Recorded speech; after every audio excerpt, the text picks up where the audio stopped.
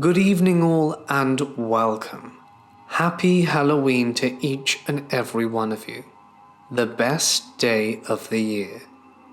And by gosh, do we have some stories set up for you. Tonight, as is tradition, we have 100 new, hopefully never before heard ghost stories for your listening pleasure. So get comfortable and let the darkness take control.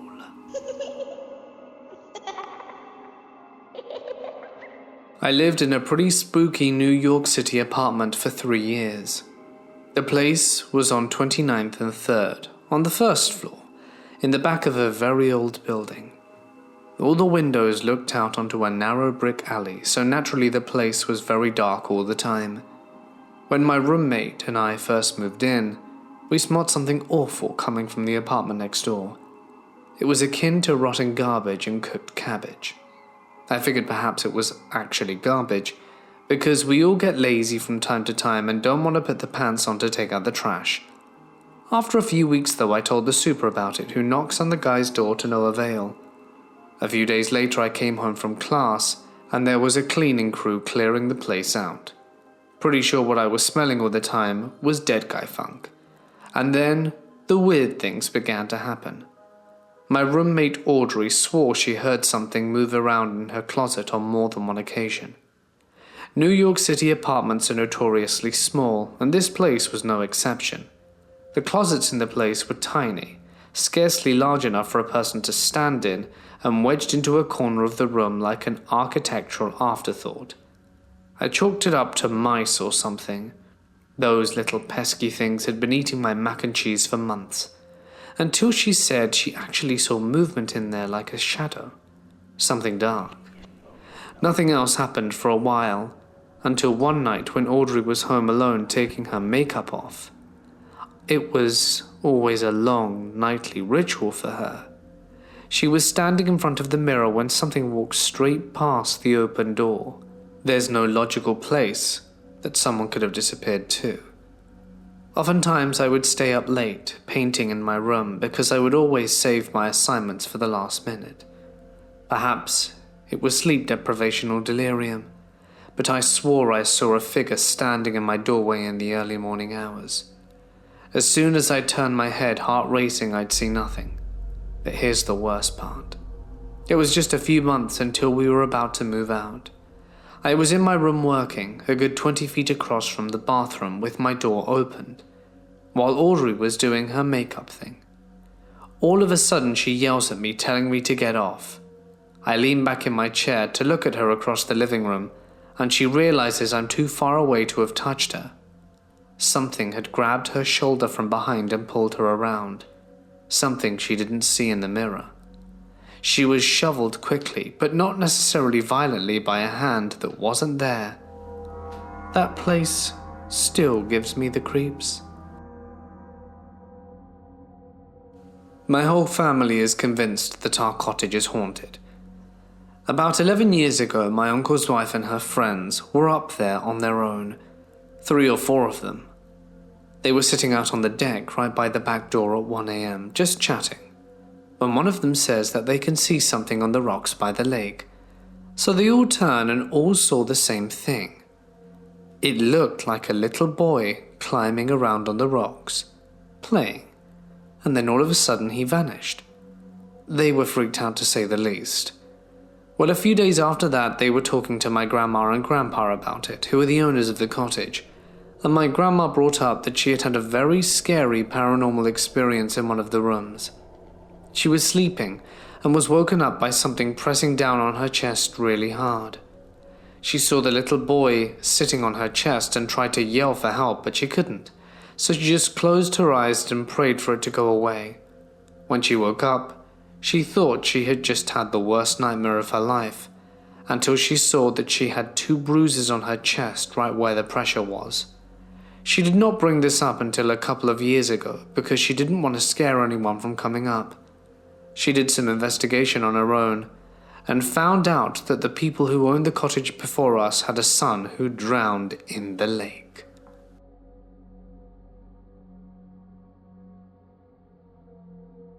My story took place in the year 2000 and 2001. My brother and I were teens at this time, and we moved into this tiny 2-bedroom duplex house with our mum after our parents got a divorce. The new place had a weird feel to it, and we started to notice our cat acting really weird when only one of us were alone in the house. Our cat Muffin normally could care less where you were or what you were doing. But in this house, if you were alone, he started to stand guard and follow you around. He would stand at attention at the bathroom doorway, looking out while any of us were in there. We thought it was cute, but a little odd, because the duplex only had 2 bedrooms. My mum let me have the master room, and we shared the bathroom, while my brother had the 2nd bedroom and used the hall bathroom. My mum turned the living room into her own room and put up curtains for some privacy. We made it work. Over time, strange things started to happen. I had trouble sleeping and always felt like I was being watched. You would hear strange knocks out of nowhere, but most of the time we chalked it up to maybe the neighbors being loud. There would be times I could swear I saw someone out of the corner of my eye, but nothing would be there when we looked. I would always wake up cold and find my blankets weren't on me. One day my mum finally asked me why I kept throwing my blankets off me, as if maybe I was too hot. I told her no, and I wasn't sure why they were off me. She would come into the room and find my blankets across the room and be fast asleep in a very strange position on the bed that people wouldn't normally sleep in. She expressed her worry and it started to freak me out because I didn't even know what was going on. It got to the point I was too afraid to sleep in my room. My brother, being the oldest, would always complain he wanted the bigger room. Well, one day I had a bad dream. I was being pinned down by something dark and it wouldn't let go. I tried to fight it off, but I couldn't get its hold over my body. When I finally awoke from the dream, I saw above me this dark mass, and it just went poof and was gone. I told my mum about it, and she said I was just dreaming, and that I was probably still in a groggy dream state after waking. That day, after I was tired at school, like I hadn't slept a wink, my brother had to play practice after school, so I came up with a plan. I rushed home, and even though I was alone, I had a mission. I took everything out the master bedroom and switched rooms with my brother. There was no way in hell that I was going to be sleeping there another night. My brother came home and was a little confused on how I did this in only a few hours, but he took it as a win to get the bigger room. His excitement was short-lived, and so was mine. My nightly restless sleep kept happening, the blankets being thrown off me, and the dark thing was now in my closet at night. I had enough, and ended up sleeping with my mom every night.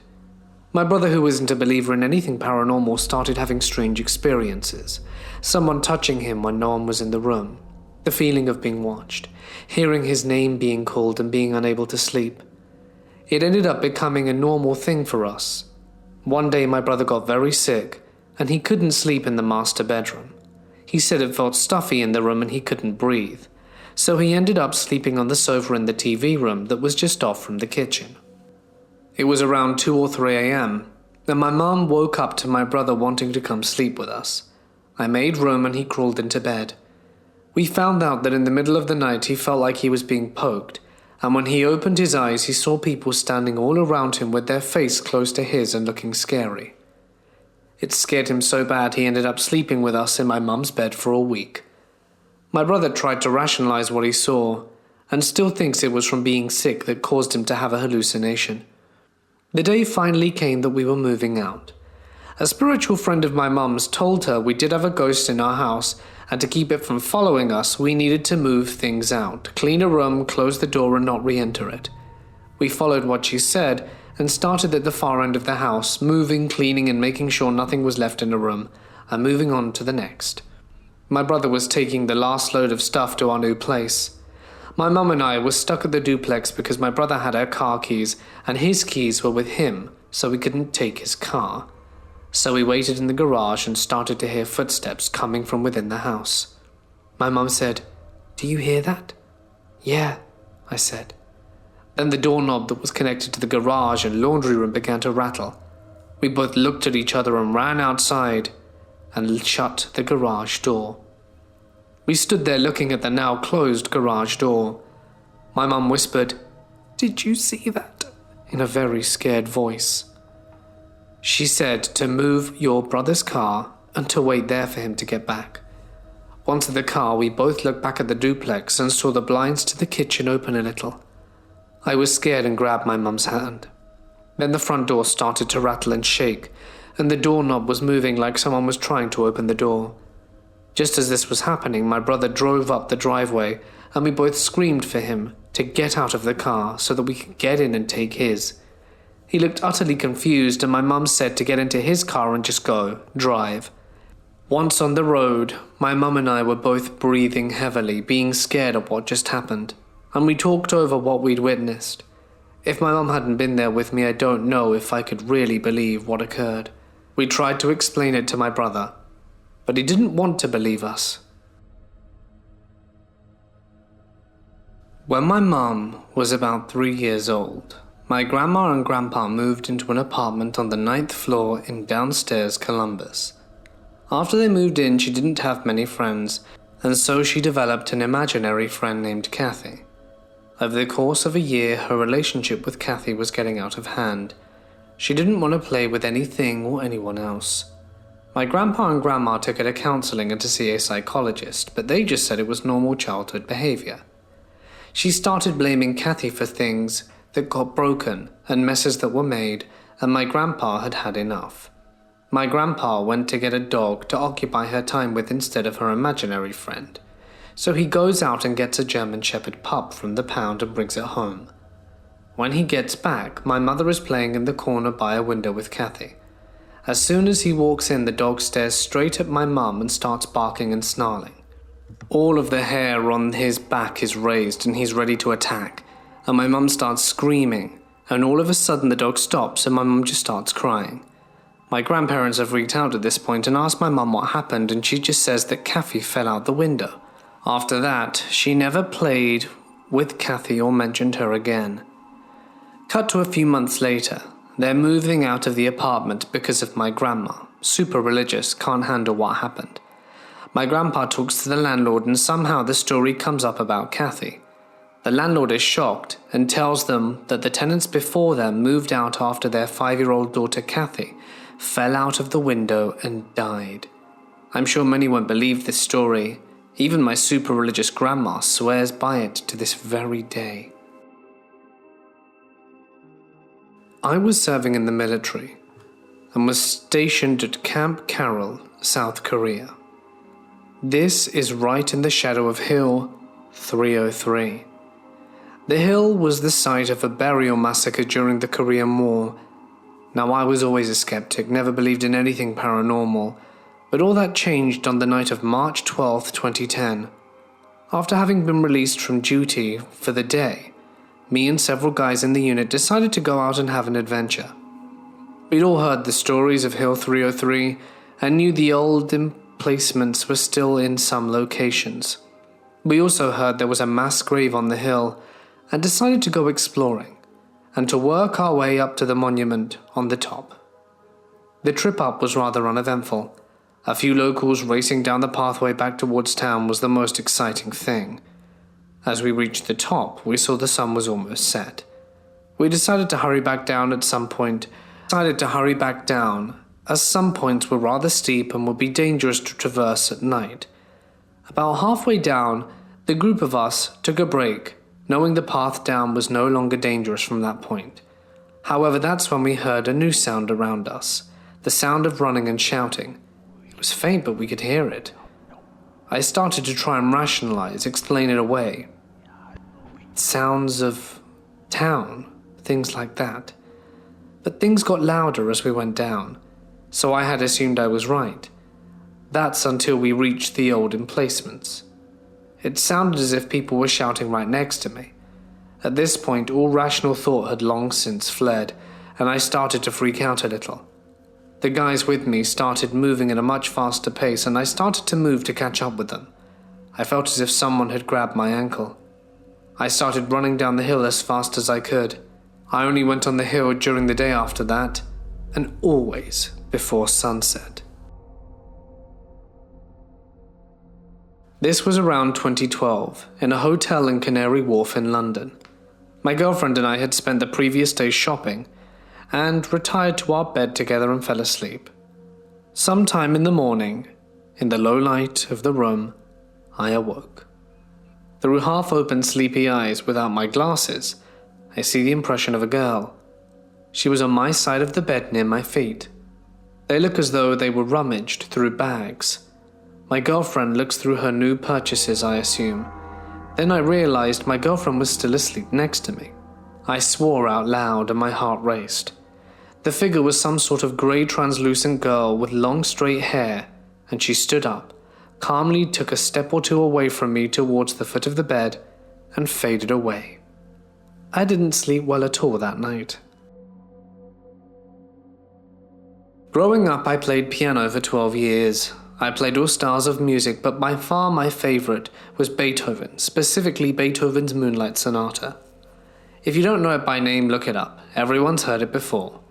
I loved playing this song when I was in high school. I think it spoke to my angsty teenage self. Well, one day I was home alone and playing this song, completely wrapped up in it, letting the music just flow out, as only an angsty teen can do. And from behind me I felt someone gently put a hand on my right shoulder. I immediately stopped playing and turned around. Of course, there was no one there and I was completely alone. The same occurrence happened 2 other times while playing the same song and being alone. My sister and I always joked that there was a ghost of an old lady, the former owner, who would walk up and down the stairs, as we'd hear the staircase creak all the time. Guess the old lady really liked that tune. I used to live in a trailer park, off a notorious road known for haunting encounters. It even has its own website dedicating to letting the people tell the stories of their own experiences. But this was before I even knew this website existed. This was not long after I had my 4th child. She was a handful. Besides constantly taking her diaper off, she was a little ninja escape artist that always climbed out of the crib doing flips and the like. Since she's known how to get out on her own and did so quite often, it surprised me while sitting in the living room late at night watching TV that I heard her start screaming. She wasn't a big crybaby, not even when she got hurt. I knew something had to be wrong, so I ran into the far back room where she shared a room with her sister and walked in. At first I didn't see her, and her sister had fallen asleep on the couch next to me. I started to say, "What's the matter, baby girl?" When I first saw her, my whole body froze in terror. An old woman with grey hair pulled back into a bun wearing red and black striped silk top, and a long black skirt was bent over my daughter's crib, just staring and screaming her head off like she was studying her. As I stood there, frozen, the old woman stayed hunched over, and moving just her head, turned her face in my direction. She had no eyes and was smiling at me. Not a friendly smile either, but an ominous one. I panicked. My mummy instincts kicked in and I dove for my kid, breaking the crib in the process. I got all of my kids out the house that night, and 2 weeks later we moved out. My husband and I visited Venice about 2 years ago. Our first day there, we pretty much went right to bed, as we got there late. That night I woke up to my husband sweating profusely and staring at the corner of our room. I tried talking to him, but he wouldn't answer. I shook him awake, even though his eyes were open, and he told me that he saw a little boy in the corner of our room walking towards him. He was trying to scream, but he couldn't. The little boy disappeared as soon as we started shaking my husband. I'm not sure whether he just saw a ghost or had a bad dream. We just went back to sleep. I started having a dream about a little Venetian boy. He started walking towards me and whispered in my ear in Italian about how he died. I couldn't understand everything he was saying, as I speak fluent Spanish and very little Italian, so he decided to show me how the bad men cut his tongue out of his mouth and took his teeth. He told me he wasn't alone and that they were doing it to other people too. When I woke up, I told my husband about what the little boy had said and shown me. My husband's eyes immediately went wide when I told him about the tongues and teeth. He told me that when the little boy was walking towards him earlier, he was holding a bag full of tongues and another one with teeth. But he didn't tell me that before, because he didn't want to scare me. My husband is also a huge skeptic and always said he didn't believe in ghosts nor spirits, but after this, he is convinced we were both visited by the spirit of the same little boy. I'm not new to paranormal experiences. The apartment I'm now in, as well as most places I lived in growing up, had their fair share of spooky, but I've never had anything like this happen. Everyone in my apartment, dad, mum and brother, are all aware that we've had a ghost, and we've never seen it as an issue. We just deal with the weird things happening and the occasional apparition every 6 months or so. Last night I saw something I've never heard anyone mention before though. I was asleep on the couch in the living room, laying, so that when I got up I could see the dining room, kitchen and hallway to the bathroom. I randomly shot up at 2:45 and looked into the dining room and saw a white pillar. It was brighter than anything else I've ever seen, and it seemed to be phasing through the dining room table. It didn't move, but I grabbed my phone and shined my flashlight at it, which did nothing. It didn't get brighter or disappear. It was strange. I was in my house alone. I never actually go into the guest bedroom, but I was looking for a computer and so I went in. My AC was on so I could hear it, but when I walked into the guest bedroom all sound disappeared and I heard strange echoing whispers. It felt like I was being watched and left the room, but I went to close the door and saw about a 7-foot shadow floating. It was humanoid with a tattered black cloak and had a strange black gas lingering around it. The whispers seemed to be getting louder and louder and echoing around it. I was in the guest room doorway and it was close enough to touch, but I didn't touch it. I was just scared for my life. I turned around and sprinted back in the room. I grabbed a knife from the kitchen and sat for about an hour in front of the hallway. The feeling of dread suddenly dissipated, and then the AC was audible once more. My family and I had moved into a different state and bought a house. I no longer live there, but I definitely remember a few odd things that happened while living there. Our house was built in the 70s and was a fixer-upper. A husband and wife had lived there, and a few years prior to us moving in, the wife had passed away from cancer. I didn't know this until after my first paranormal experience at the house, because my parents thought my sister and I would be scared if we knew someone had passed away there. My friend found out online that the lady had passed away in her home by Googling her name. My first experience was when I was in the basement doing my makeup. We were renovating the upstairs bathroom, so I had to use the one downstairs. When I was applying my mascara and was close to the mirror, I saw a black figure from the corner of my eye. It looked like a person was standing right behind me, and it felt like there was a dark presence. I turned around and there was literally nothing behind me. Does anyone know the significance of this dark figure? I'm still not sure what it is to this day. The second experience I had was when I was sleeping in the basement because we had family visiting and my grandma was sleeping in my bed. It was past midnight and I swear I could hear running back and forth in the upstairs hallway. I have 2 cats, but both of them were sleeping downstairs with me. I went to check upstairs and everyone was fast asleep. I continued to hear this stomping for about an hour, and I remember it being really hard to fall asleep that night. The last experience I had was the scariest. My sister and I had a friend over and we were chatting about how we thought our house was haunted. My sister always complained to me about how she hears footsteps in her room, which was weird because to me I had never heard any specifically in my room. We all decided to lay in my bed and see if we could hear anything. We're all in about 8th grade, so of course we're doing dumb stuff like this. We were silent for minutes on end, and then we heard a huge sound like someone had thrown something off my nightstand. It was the craziest thing. None of us had moved a muscle, and we heard that huge sound out the blue. We looked on the floor and nothing had been knocked onto the ground. It made absolutely no sense whatsoever. My dad never believed us when we said we thought it was haunted. However, there was one time he was inside the house, alone, and said he heard the cupboards in the kitchen opening and closing while he was in the basement. He said he came outside to ask if any of us were doing dishes, and we said no, and he thought it was weird but dismissed the whole thing. When I was little, I used to always sleep with my feet hanging off the bed, and in the morning my mum would wake me up by tickling my feet.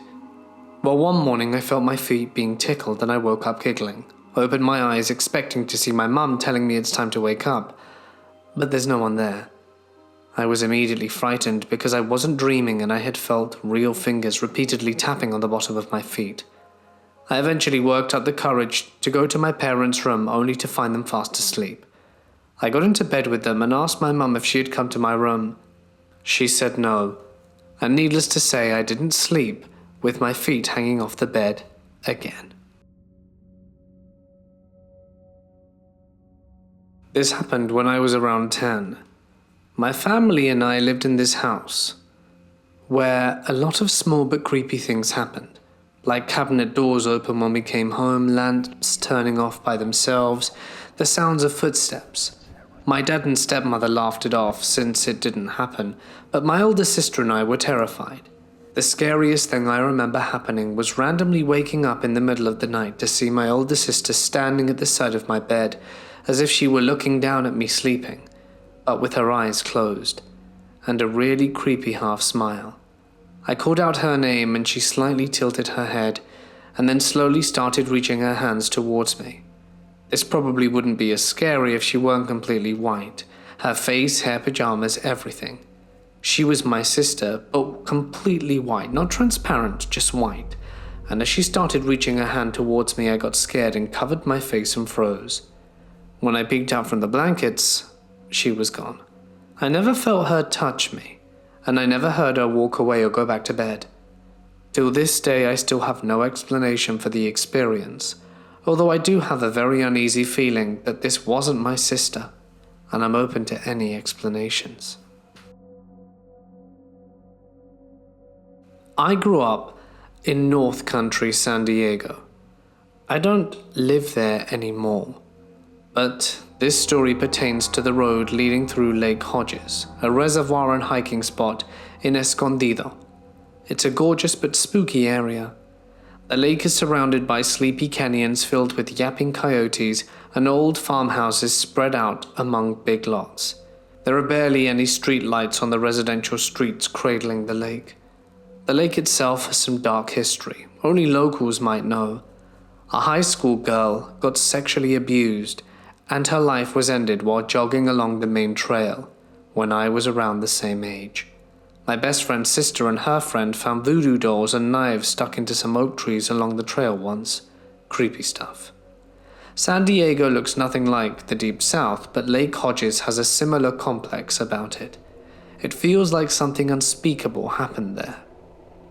While I was in high school, 2009 to 11, my friends and I would drive around and smoke cigarettes. We listened to new music and had existential adolescent conversations. Often we would drive around at night. I believe the first time this happened was late winter 2010. We were driving down the windy road past the point of separating the dam from the rest of the lake, and as we were about to take a corner, we saw this figure of a tall man standing on the side of the road. He had his thumb up, looking to hitchhike. His hair was wet and dark. The best adjective I can conjure in this situation was that he looked slimy. He was wearing this wet trench coat and his face was worn. When our headlights met his eyes, they looked vacant, yet melancholy, staring off into space like a zombie. But still there was something soulful about them. I can't explain it, and it's been over a decade and I've had plenty of time to reflect on the strange sorrow I witnessed within him. He vaguely resembled a drowned pirate, and we were all terrified. A few months later, the same thing. We saw the same figure hitchhiking a bit further down the road. This time we were even more mortified. A hitchhiker in the same place, in the same clothes twice? A year or so later, I had returned from college for spring break and was catching up with the same friend, barreling down the road. Somehow the topic of the hitchhiker came up. My friend told me that she had seen him again recently, at a different spot on the same road at night. We commented on how he could be a ghost. I'm a major skeptic of literally everything. I rely on evidence and occasionally will accept reports of encounters with credible people. But, it has to be factual. Might be cliché so far as considering this is the internet and people lie all the time, but I'm hoping someone hears me out. When I was a kid, I used to see a tall woman wearing white with black hair enter my little sister's room, followed by a small baby crawling behind her at night. My sister and I had all sorts of experiences with being suddenly grabbed. I think we know the difference between a muscle twitch and an actual grab, and she never saw the woman, but I did, and she heard the woman constantly tell her, "They need me." It was terrifying. I've always been plagued with horrifyingly vivid, violent and graphic nightmares and night terrors, even to this day. But as an adult, I question the legitimacy of what we experienced as a kid, because, well, we have no proof. Fast forward to present day, I'm 30, she's 26, and she has a baby. When I was on the phone with her not long ago, she stepped away to get her kid who was crying, and I heard a hissing whisper say, "Stay with me," which gave me the heebie-jeebies, but I joked about hearing a ghost as soon as she left and she froze. She asked me what it said, and I told her, to which she replied, "Dude, there's a ghost in here, and my husband doesn't believe me, but I hear it all the time." So of course I'm like, that's creepy, but okay.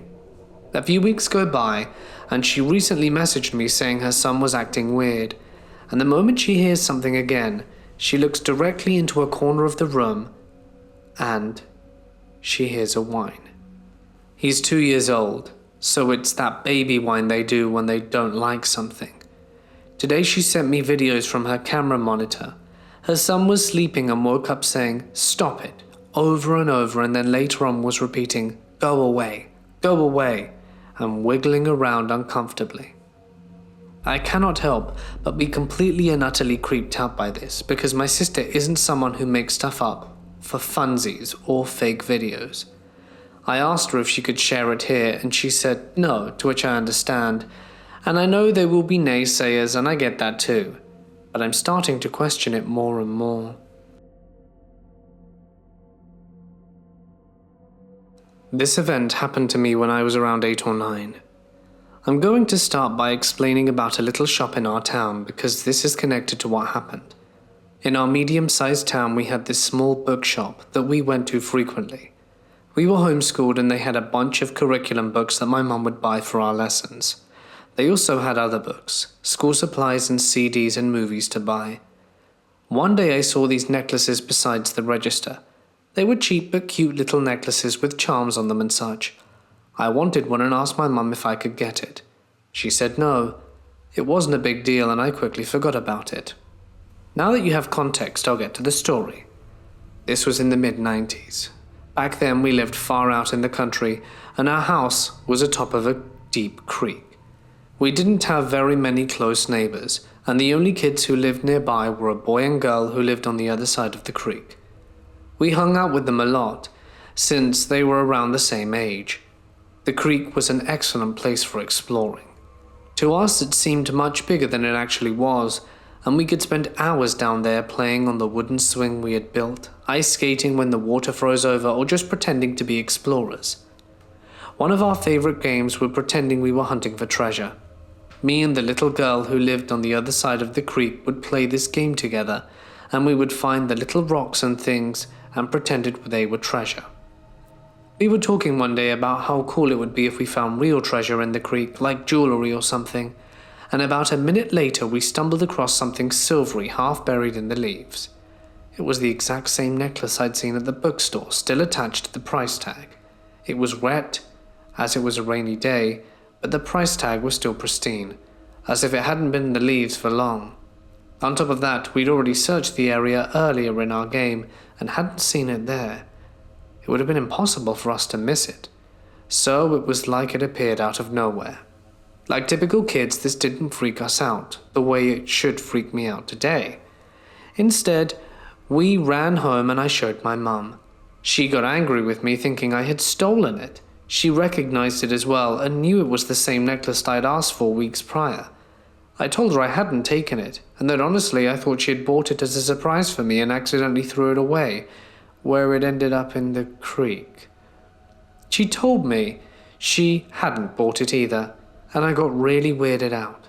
How come it got here, miles away from town, buried in the leaves out in our creek in an isolated country home? Neither of us kids had bought nor stolen it, neither had our friend's parents or our parents. And now that we knew there was no explanation for that necklace just appearing, to me, the weirdest part was the price tag still attached. That meant that no wandering stranger had been wearing it and happened to drop it in the creek. It was obviously brand new. It also wasn't expensive enough to be bothered stealing from anyone's house, if there had been robbers using our creek as a getaway. I think it was maybe $5 if even. As a kid I just saw this as good luck and asked my mum if I could keep it, but she insisted we return it to the store. We did, and sure enough they confirmed it was the exact same necklace that I had been wanting. I explained the story to the cashier, but I'm pretty sure the cashier just figured I had stolen it. I'm pretty sure my mum thought that too, since I couldn't prove it, and I wasn't dishonest. I don't blame her for thinking that, since there was no other way to explain it, and to this day it just remains an unsolved mystery. But I'd like to think a friendly ghost wanted to give me a small gift. I live in a studio apartment with my cat. I moved in around the 1st of July and nothing seemed out of the ordinary until my boyfriend came to visit for a few weeks in September. I had sleep paralysis, a dream of a decomposed lady with shoulder-length dark hair watching me and my boyfriend sleep from the foot of my bed. It freaked me the hell out. I woke up at 3 a.m. and couldn't get back to sleep for a few hours after this experience. I also see shadows at the end of my bed now, while I'm laying in bed looking for my phone, but I don't know if this is real or just my paranoia. After my boyfriend left, I noticed some more unusual things happen in my apartment. When I'd come home from work, all the cabinets in my kitchen were open, every single one of them. I thought maybe I had been leaving them open while being half asleep and dazed and rushing to get out the door, but I started making mental notes of making sure the cabinets and cupboards were shut before I left. To my surprise and somewhat dismay, each one was open today when I returned home. A picture of my boyfriend that I had placed on the shelf fell to the floor a few days ago, and it was not unsteady or near a draft. As I crawled into bed tonight, a cap from a water bottle flew off my nightstand and hit the wall across from me. Along with this, my cat runs around meowing and howling with his hair straight up. He's never done this, but since my boyfriend left, this seems to be becoming a regular occurrence at 5 a.m. and 5 p.m. I wish I could calm him, but I don't know what's wrong. I realize I might sound bonkers at this point, but I found out a 40-year-old woman was actually strangled by her boyfriend in this building 20 years ago. I don't think it was a coincidence that all of this seemed to start around the time my boyfriend came, and think that perhaps this lady may have been trying to warn me, or she's angry or just sad. I want to help her cross over, or at least request that she leaves my cabinets and cupboards alone and stop spooking my cat. If anyone has any advice, it'd be appreciated. This happened 16 years ago. I was in middle school, and during reading time I found an old, tattered-looking book on one of the shelves. It was an esoteric book that talked about ghosts and ghouls and other weird things. I focused my attention on the one chapter entitled Bloody Mary. This is the name for an arguably evil queen, Mary I of England, who had over 280 religious dissenters burned at the stake. This chapter gave direction on how to summon the ghost of Bloody Mary. The book said it would have to be at night in front of a mirror, and you would have to chant the words Bloody Mary between 50 to 100 times for the ghost to appear. Simple enough. The book even showed an image of what she may look like. Fast forward a few weeks, I'm at a giant cookout in an old rural Massachusetts home with many kids my age, between the ages of 7 to 16. I, with all the confidence and courage of a boy just hitting puberty, decided to tell them about how to summon on this ghost. Everyone was actually excited and decided to follow me into this horror. I and about 10 other kids found a giant full-length mirror in this dank basement for us all to sit in front of and to try with an experiment. It was perfect. Being still a little scared, I got my dad to do it with us the first time. And he wasn't taking it seriously at all. 9:30 p.m. we started our first try while my dad was joking around at first. No dice. It was still a little light out and we chanted Bloody Mary, but nothing happened. Not discouraged, we all tried again at midnight. This time it was pitch dark in the room and my dad wasn't there to change the atmosphere. We were serious and it was creepy and we began chanting. All was silent outside and inside as we rhythmically went on, spellbinding, and at about the 75th time we said the word, something happened. There was an eerie white shimmer at the center of the mirror, spaced out horizontally by a few feet. We went on 5 or 10 more times with the speed of lightning, and a ghostly face zoomed into the center of the mirror facing us all. It was of pure white light, bald, and had huge dark spaces where the eyes should be. The slits of the nose and openings of the mouth also black. Bloody Mary stared menacingly at us. A bunch of little kids just performed a seance, and as soon as she vanished we all screamed at the top of our lungs and booked it haphazardly up the stairs to turn the light on. We were all shaken, but talked amongst each other, verifying we all saw the same thing. Ghosts exist, people, and still to this day I sometimes get a little creeped out at night in front of mirrors. My family is very musically talented. Everyone sings, everyone can pick out a tune on any instrument they choose, and my brother has been playing piano since he was 9. Can't read notes but is extremely gifted as a musician, with an ear for picking songs out. One day when I was 8, he taught me a few new chords that he thought would add some flair to the song I was learning. I practiced the rest of the afternoon after he left for his apartment. Fast forward to later that night. Everyone was asleep and I woke up with a sweet, simple song being played. My room and the piano room shared a wall, and I remember thinking that my brother had come back to our house to hang out some more. I lay there kind of sleepy when I hear the music pick up from a slow waltz to a peppery jazz song. At first I was thinking of crawling out of bed to watch his hands to learn what he was doing, but then it morphed into this sloppy macabre tune where it was a ton of 7th chords and played on the lower end of the piano, making it a super dark and bass-driven piece. Then it sounded like whatever was playing the piano started to mash keys, like if you got upset and started smacking the piano with your palms. Absolute chaos. This went on for 1 to 2 minutes and then it just stopped. I've seen and heard mimics of my brother's before, and I was seriously just waiting for something to look like my brother to walk into my room. Ever since, I always have to put the little sliding cap over the piano keys before I go to bed.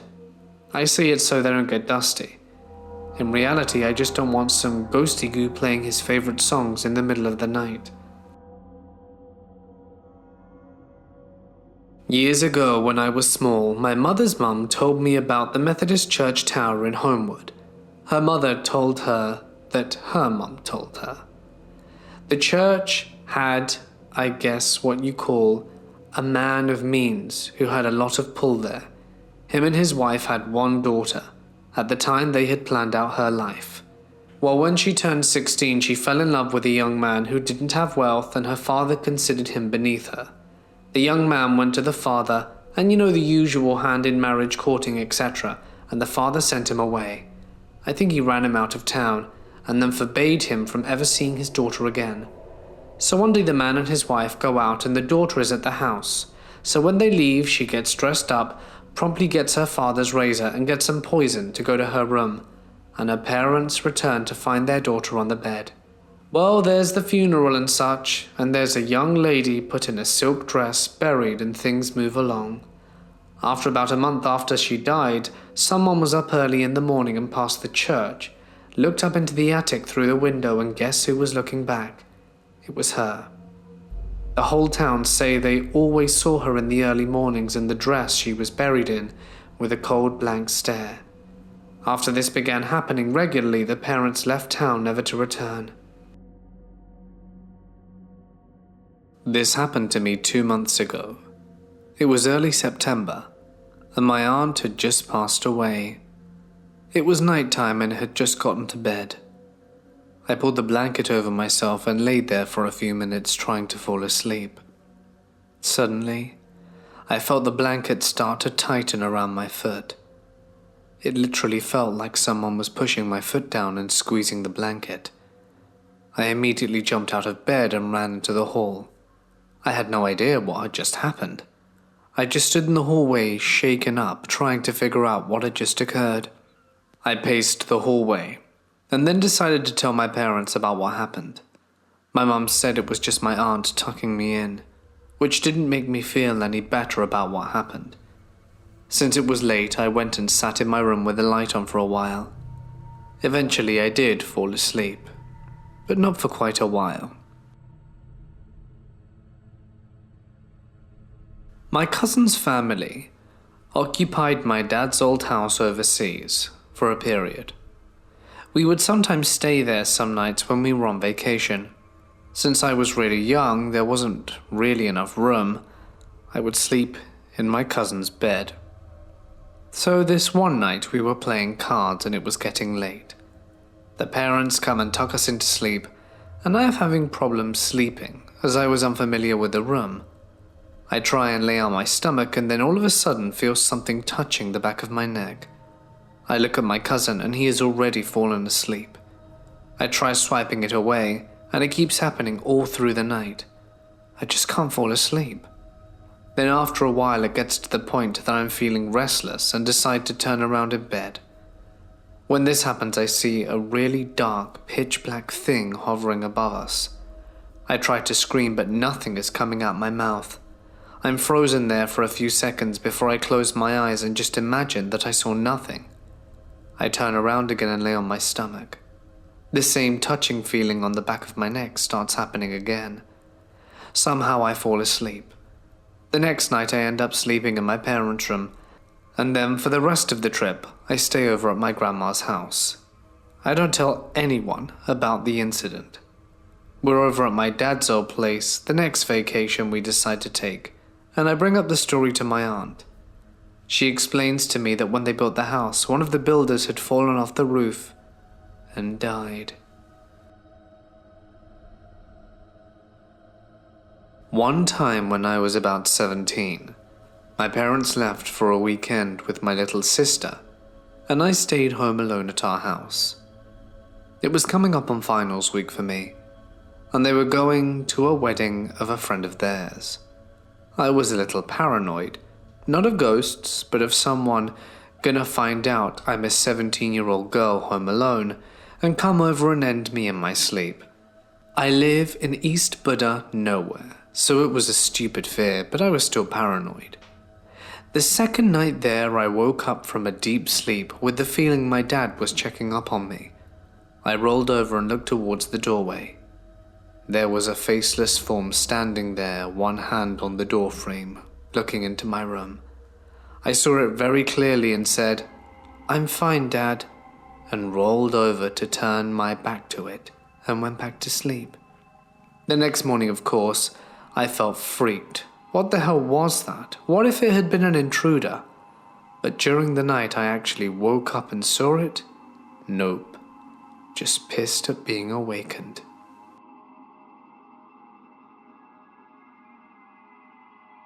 I was staying in my grandparents' cabin in the mountains of Idaho during junior year of college during spring break. My roomie and I decided to go up there from San Diego on a whim to get out of town for a while and drink and ride ATVs and watch movies and just unwind a bit. He slept in the guest room and I slept in my grandparents' bed. They at the time lived elsewhere because they hadn't retired yet, and this cabin was to be their retirement house. One morning while it was still quite early, everything was very blue, as things tend to be at dawn. I woke up with a shock to see something standing over me on the left side of the bed. It was a dark hooded figure that I would best describe as essentially what a ring wraith from the Lord of the Rings movie would look like. It stood for a second and then just seemed to melt to the ground and disappear. I couldn't move a muscle, not even my eyes. I was scared out of my mind and totally freaked out. I laid there in bed for a good 10 minutes completely freaking and praying, as I'm from a very Christian family. Finally I fell back asleep, then promptly woke up and forgot all about it for a few weeks. Then one day I was walking to class and everything just randomly hit me all at once. Not only did I remember the events, but I remembered that my grandma had told me she experienced the same exact thing in her house in Illinois, where they still lived at the time. with something that sounded like the same thing standing at the left side of her bed, standing over her in the night, and then melting to the floor, but not before audibly informing her that it was going to end her life. It freaked me out. When my grandma saw it, she woke up my grandpa after the event ended and said, "Honey, Satan was just here. He said he was gonna kill me." My grandpa sleepily replied with, "Oh, is that all?" He then prayed with her, and they went back to sleep. I know about sleep paralysis, and I am aware that it very well could have been a dream, but regardless of whatever really happened, it scared the hell out of me. My grandfather was a railway engineer his whole life, and we used to play with toy trains all the time when I was young. A week after he died, my favorite toy train came on in the middle of the night. Turned off, no effect. It continues. Took out the batteries and it was still going. My dad literally takes it outside and beats it with a bat, and it still runs. He ended up throwing in the woods and it almost runs until the morning.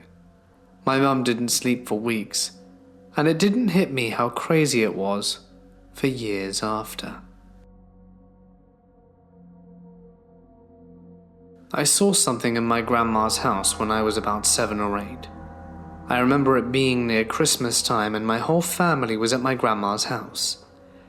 The way the house was set up, to get to the kitchen and dining area from the back room where the TV and SNES were, I had to walk through the living room that no one used and was closed off from the rest of the house by a set of French doors. Well, it was late at night, and I was the last one to leave the back room. As I entered the living room from the back room, I noticed someone going through my grandma's closet. I thought it was my oldest cousin, who must have been around 18. I asked him if he could grab me some of the candy that my grandma kept on the top shelf. After I had said this, he turned to me and I realized it wasn't my cousin. It was a dark figure with burning red eyes. I looked directly into its eyes and it started to hiss at me. I ran out that room crying and screaming, ran straight into the cousin I thought it was, and then punched him in the stomach. My family was confused and asked me what was wrong. I explained that my cousin had tried to scare me. They tell me that he'd been in the kitchen the whole time. I'm still not always comfortable sleeping in my grandma's house, but I haven't seen anything since. My wife and I, then girlfriend, were hanging out in a cemetery late one night, and as we were leaving, we happened upon a large mausoleum. We figured it would be funny to walk up to the door and stand by it, so we did. Shortly after getting to the top, we said something to the effect of, "Wouldn't it be creepy if we heard voices inside?" So we leaned our head towards the door. As we were listening, we heard some quick shuffling and a bang on the door coming from the inside. We were both so shocked that I don't think either of us believed what we heard. I told her we should go and she quickly agreed. It wasn't until we were well away from the place that we both started talking. In a, "This is going to sound crazy, but did you hear?" Once we realized we both heard it, we freaked the hell out, and of course haven't been back since. This happened in 2006 in upstate New York. My friends and I were taking a camping trip upstate. We're from the city. And we arrived at the location at nighttime, so it was very dark. Everyone got off the buses, and we were all standing around outside the cabins waiting to eat. I saw one of the chaperones, Bert, standing near some trees a few yards from the cabin. Bert is a tall, broad-shouldered guy, and he was wearing a black pea coat. I was with everyone else when I turned my head and saw him, and he was gesturing for me to come closer. I started running towards him. He continued to gesture and encouraged me to come closer to him. My brother, who was with the group, shouted behind me, "Stan?" I turned around to see him, and was about to tell him that I was going to Bert, but then I turned around. He wasn't there. No one was there. He had vanished. I looked back at my brother and the rest of the group and saw Bert with the other adults. So the question is, Who the hell was that? When I was about 9 years old, me and my cousins stayed in an old farmhouse for a holiday with family. We got it into our heads that the place was haunted because the house would make odd creaks and noises, and we were way up in the attic. We spent our time mostly playing Lego, building this big town on the floor of the room. It had everything: police station, school, even a bar for the dads.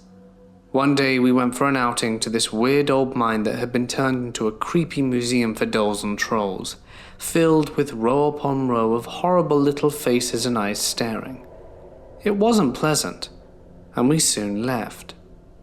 When we go back to the house, my cousin and I ran upstairs to our room, only to find that our Lego town had been tampered with. Things had been moved around. One of the buildings had been destroyed and all the Lego men had fallen over. They were all just lying there facing downwards. As you can imagine, this scared the crap out of my 9-year-old self. But we were nothing if not inquisitive and scientific, and decided to test it to see if it was something supernatural messing with Lego Town or just some cruel family prank.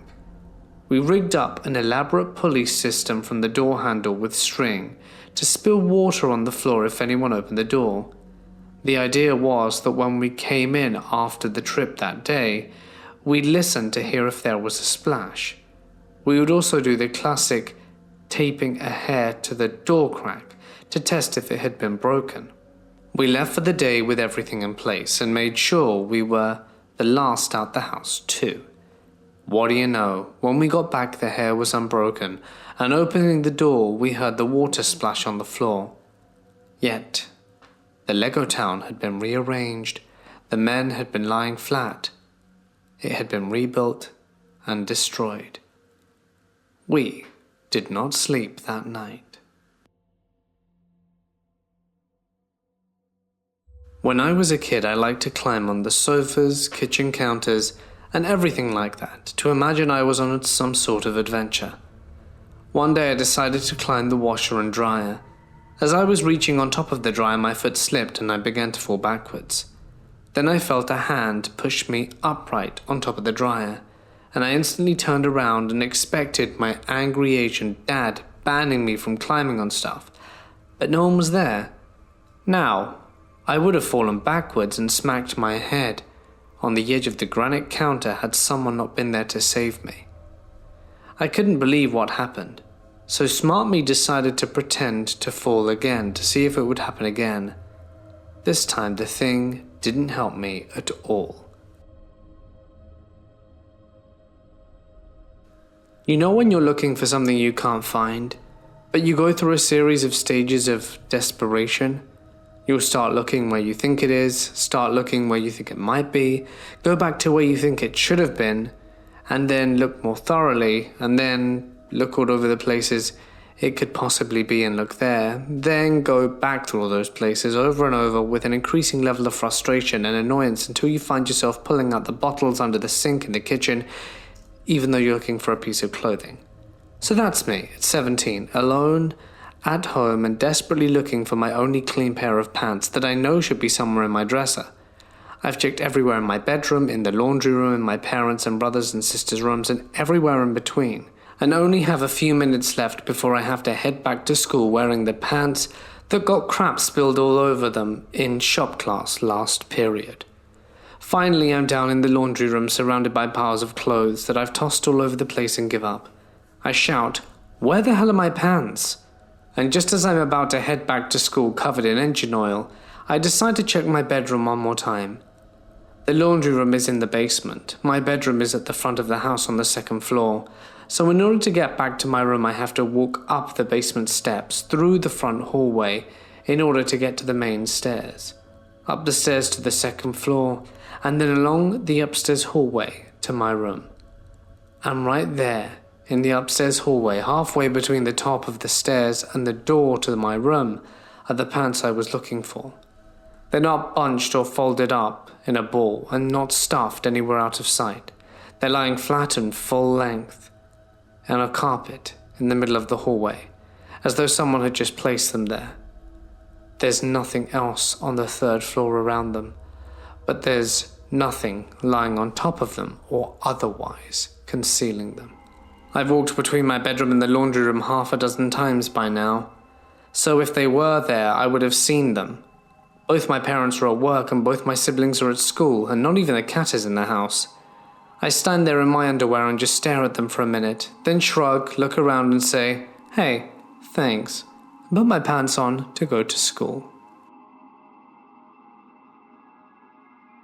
People are always skeptical when I tell this story, but here's to hoping that you guys have an open mind.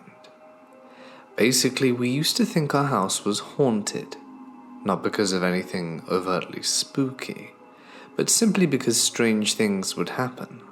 Things would vanish and reappear in an odd place a little while later. Doors would shut themselves, nothing really ghostly. It was more of a family joke. You see, an old woman was killed by her son in the house. She passed away in hospital, but he pushed her down the stairs. Perhaps the old lady was bored. Anyway, it all kind of climaxed one night. The old lady ghost took it to the next level. It was about 3 a.m. and there was a huge crash in our kitchen. Naturally, my parents woke up thinking we were being burgled, and my dad ran downstairs. What he found was an incredibly strange scene, and so he called me and my mum downstairs to have a look. There were no signs of entry, no smashed windows, doors still locked, and obviously no one in the house. In the middle of our kitchen floor was a drawer, standing on its side with all the utensils that were kept in it neatly positioned around it in a circle. Our dog was also backed into the corner, trembling and whimpering, as we tend to keep him in the kitchen of night. We've never really understood what happened there. Just put it down to the old lady making her exit. Stuff stopped disappearing after that. Doors no longer randomly slammed, except of course for natural reasons. Outside of Huntsville, Texas, there's a road they call Demon Road that runs parallel to another road.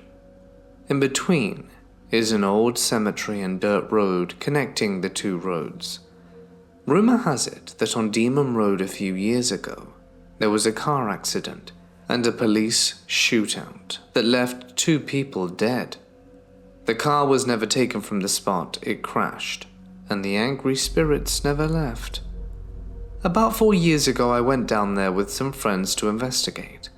We parked on the dirt road, and a truck pulled in from the other side.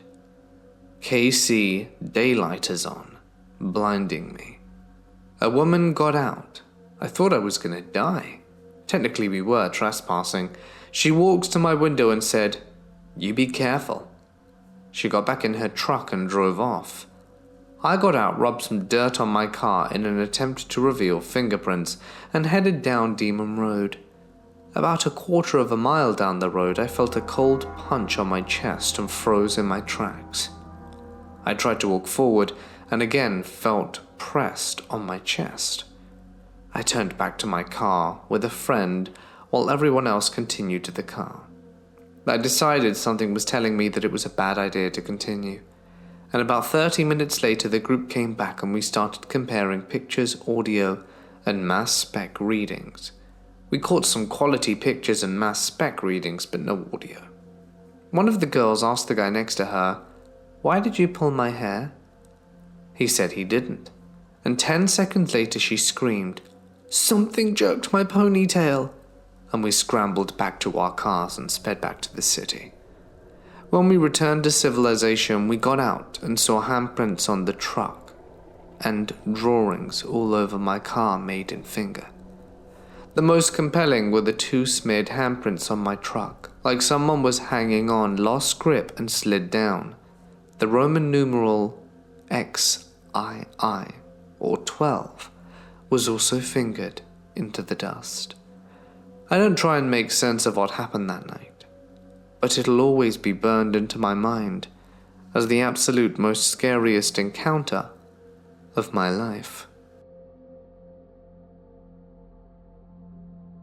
I used to live in a duplex, next to an active, albeit commercial railroad track a few hundred feet from my house. Anyway, I always had a peculiar feeling that I was never truly alone in the house. I was always with my mother and brother upstairs, watching television, when suddenly this blaring sound starts up from downstairs where my bedroom and my brother's are. After a second or two, it registers that it's the sound of a Hess truck or something similar. As any of you know that have played with one of these toys, the only way to switch it on or off was to slide the switch to the corresponding position. My brother and I, not being more than 9 and 7, refused to go to turn it off, so my mother goes down to do just that, and brings it back up. For the next few minutes we start battling the truck back and forth trying to activate the sound.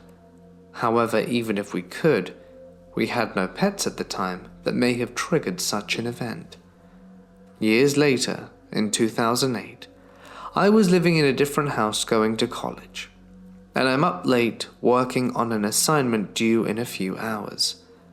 My wife and I had gotten into a spat a few hours earlier, and she had gone to bed before me. It was around 3 a.m. at this time, and it's when I hear footsteps outside the study. Now this house has 2 floors, then a basement and an attic that had been converted into a living space / 3rd floor, with the attic entrance directly next to the closed door to the study. Upon hearing the footsteps, I hear the attic door open and someone clearly goes upstairs and walks around.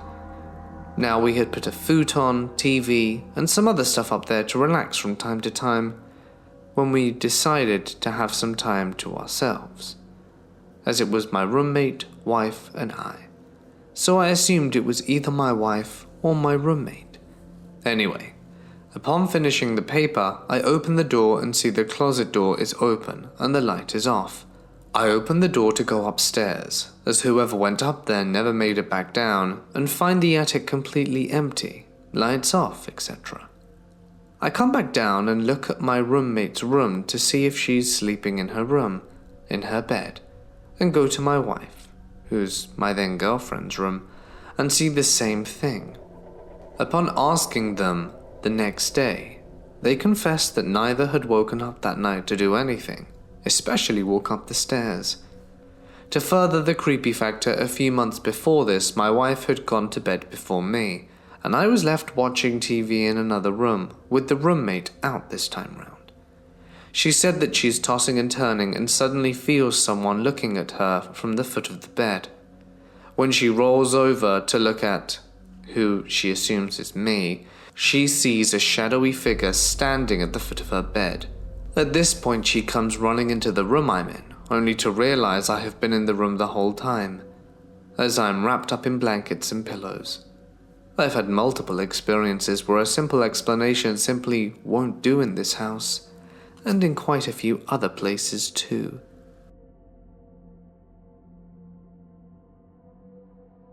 I once stayed at a mansion in Ireland with my entire family. We rented the whole thing out. It was built in the 1400s, and I didn't know the story, but apparently one of the owners had ended their life back in the 1700s or something. I had the room next to his bedroom. Now, I never really had an opinion on the paranormal before this. I always found it interesting to watch on TV, but never really could tell based on an opinion without first-hand experience. Well, first night there, the slave bells that rang from the 2nd floor in his room to the basement began ringing, along with the lights flickering in the master hallway. Every time we left the mansion and came back, all the window curtains would all be neatly folded to the side of the windows. We unfolded them every night to keep the light out, and the creepiest thing of all was on the 4th floor there was a tiny pink door in the corner of the room. It was about up to my waist. When you opened it, it was complete and utter blackness. You could not see a thing. Now we heard stories from the bartender at the pub next door that we went to every night that, legend has it, if you opened the door, you had a chance of taking home spirits. Obviously, we thought this was a myth. So on the last day, my dad was going around with the tape recorder and sure enough, opened the mysterious pink door. Now, not only did we catch a floating face-like apparition on the footage, we had some strange stuff happen to us when we returned home, such as furniture flipping and the sound of breaking glass and the curtains being folded. But that only lasted a week or two. Needless to say, I have a different outlook on the paranormal after that trip. When I was 14, my parents separated. So my mum bought a smaller house and my brother, sister and I were all still in school, so we moved in with her. After a few weeks I thought everything was normal, but my mum kept saying that when she was left home alone, she would hear footsteps and hear children playing in the bottom level, as it was a split-level home, which was where I slept. Then it started happening. I had a really old-school clock radio, and I put it all the way across my room, so that when it went off, I had to get out of bed to turn it off. Well, it started going off every morning at 3 a.m., which, as some of you may know, is referred to as the witching hour.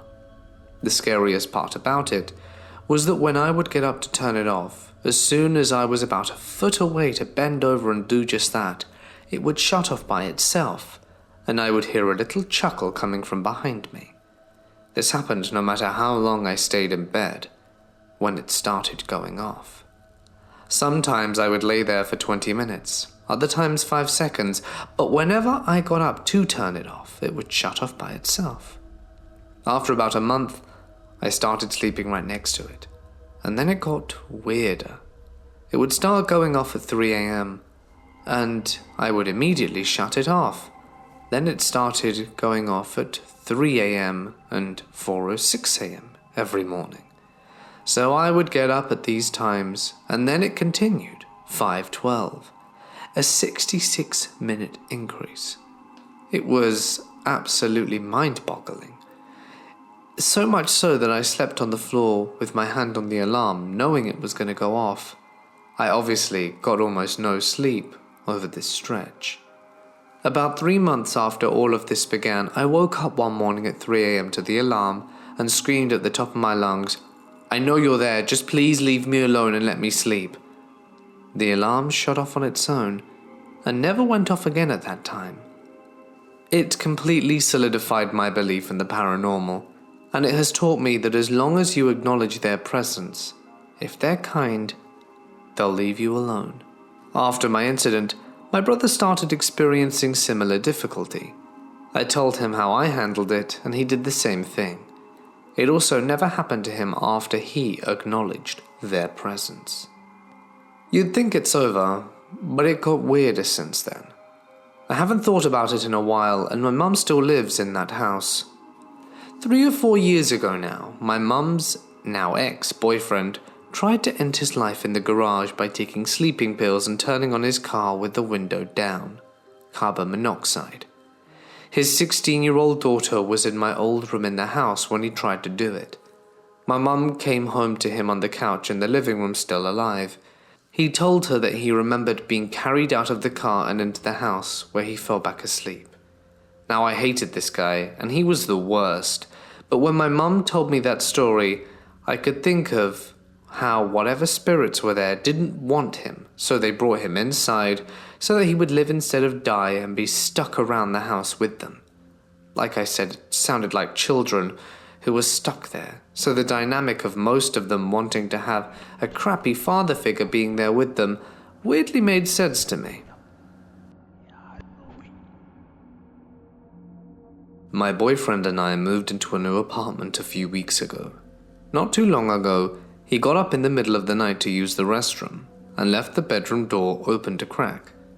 After a few minutes, I looked up and saw him staring at me through the open door, smiling.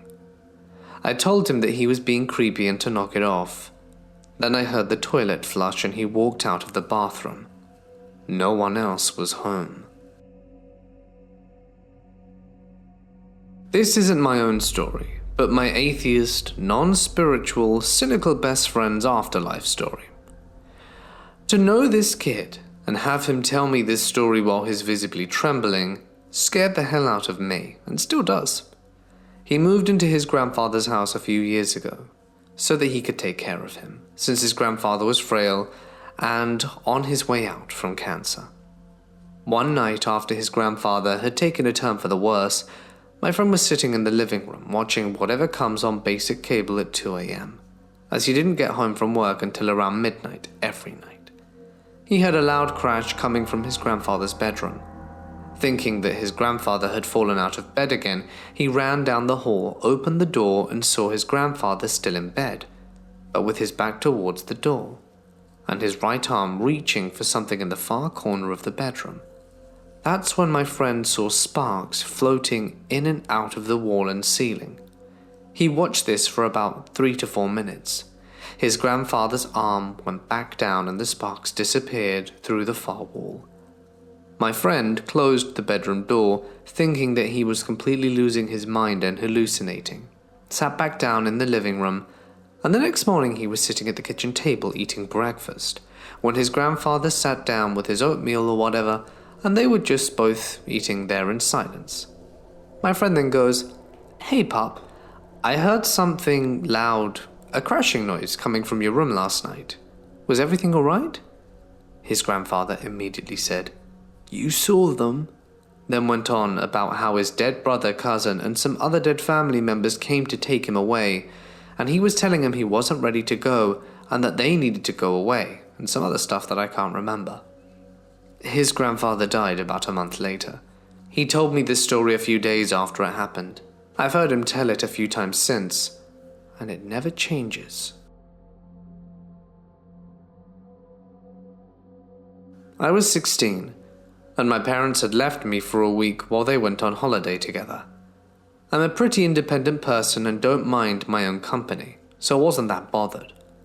Well, about halfway through the week, I had gone to bed about midnight and was just dozing off, when the dog went absolutely mental. Now, he stopped barking and stands at the top of the stairs, looking down and cocking his head. Just at that moment I hear the unmistakable sound of someone trying the handle on the back door. I was scared, and did the first thing that I could think of, which was to start switching on all the lights. Must have done the trick because it stopped. There are so many weird paranormal things that have happened to me over the years that it's difficult to choose just one thing to share. Well, I was babysitting my nephew and niece with my then husband. It was around 11 p.m. when someone knocked on the living room window. Now I thought my brother had come back and didn't want to ring the doorbell in case he woke the kids up. Well, the ex gets up, opens the door and there's no one there. As he's standing there a bit nonplussed, the knocking starts up again, so he walks out and checks all around the house.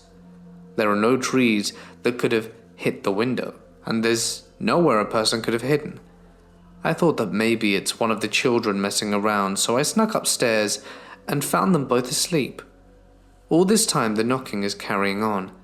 It got to a point where it woke up my niece and she came downstairs and asked what the noise was. I couldn't answer her.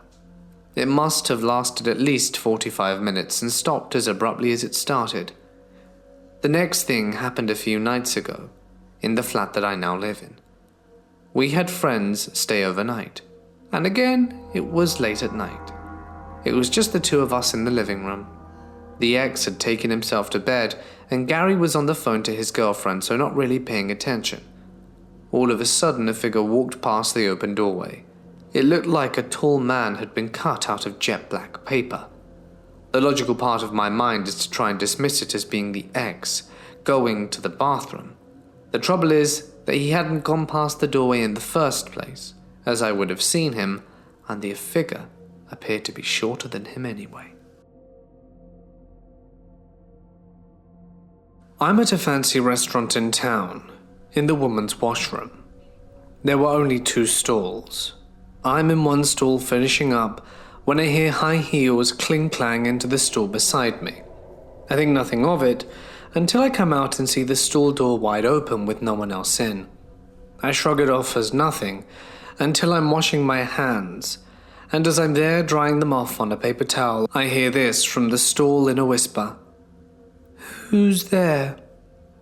I go wide-eyed, throw my paper towel out, and get the hell out of there. Needless to say, I try to avoid that bathroom now. This happened when I was really little. My mum and grandma worked as closing janitors in a movie theatre, and since I had no babysitter, they would take me along, and we would be there until the sun rose. It was always just us three after hours, so I got to run around and have fun. One night I go to the handicapped restroom, which is just one toilet and one sink. I use the toilet and I'm washing my hands, and look up, and there's a shadowy man standing behind me. I screamed like I was being taken and run to my grandma and didn't leave her side for the rest of the night. To this day, mirrors still make me feel nervous. This is a story my mum had told me when I was younger. At the time, my mum was a young girl of around 9. She was in a room with 2 of her sisters, which they shared as a bedroom.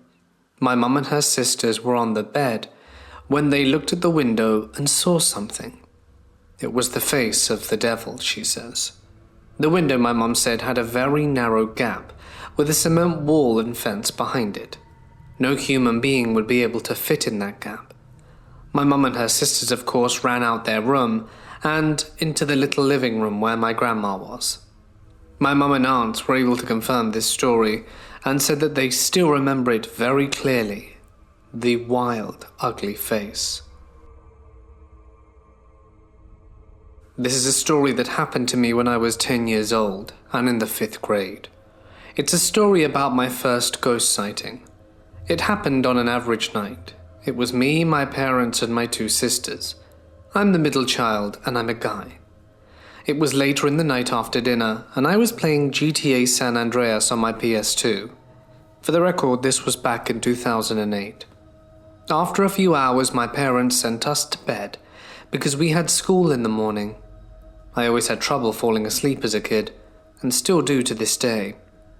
I remember the layout of the house, but have a hard time describing it. But I'll try the best I can. There are 2 hallways when you walk inside.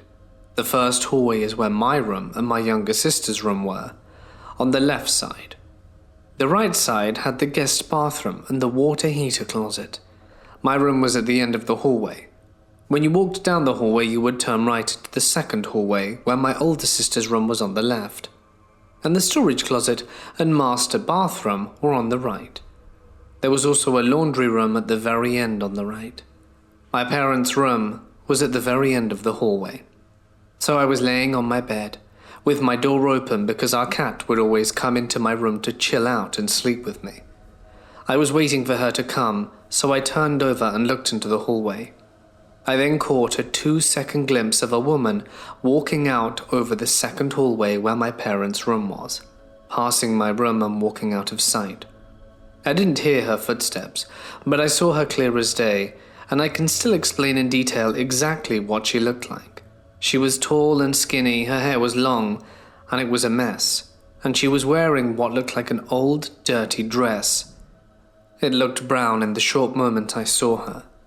She appeared to be praying as she walked past my room and down the other hallway. This, of course, freaked me out, but I didn't flip out and start screaming and crying nor running to my parents. I was 10, and probably would have looked like a coward if I did. I really didn't know what to think, nor do I remember what my reaction was. I probably just thought, I saw a ghost, but then brushed it off.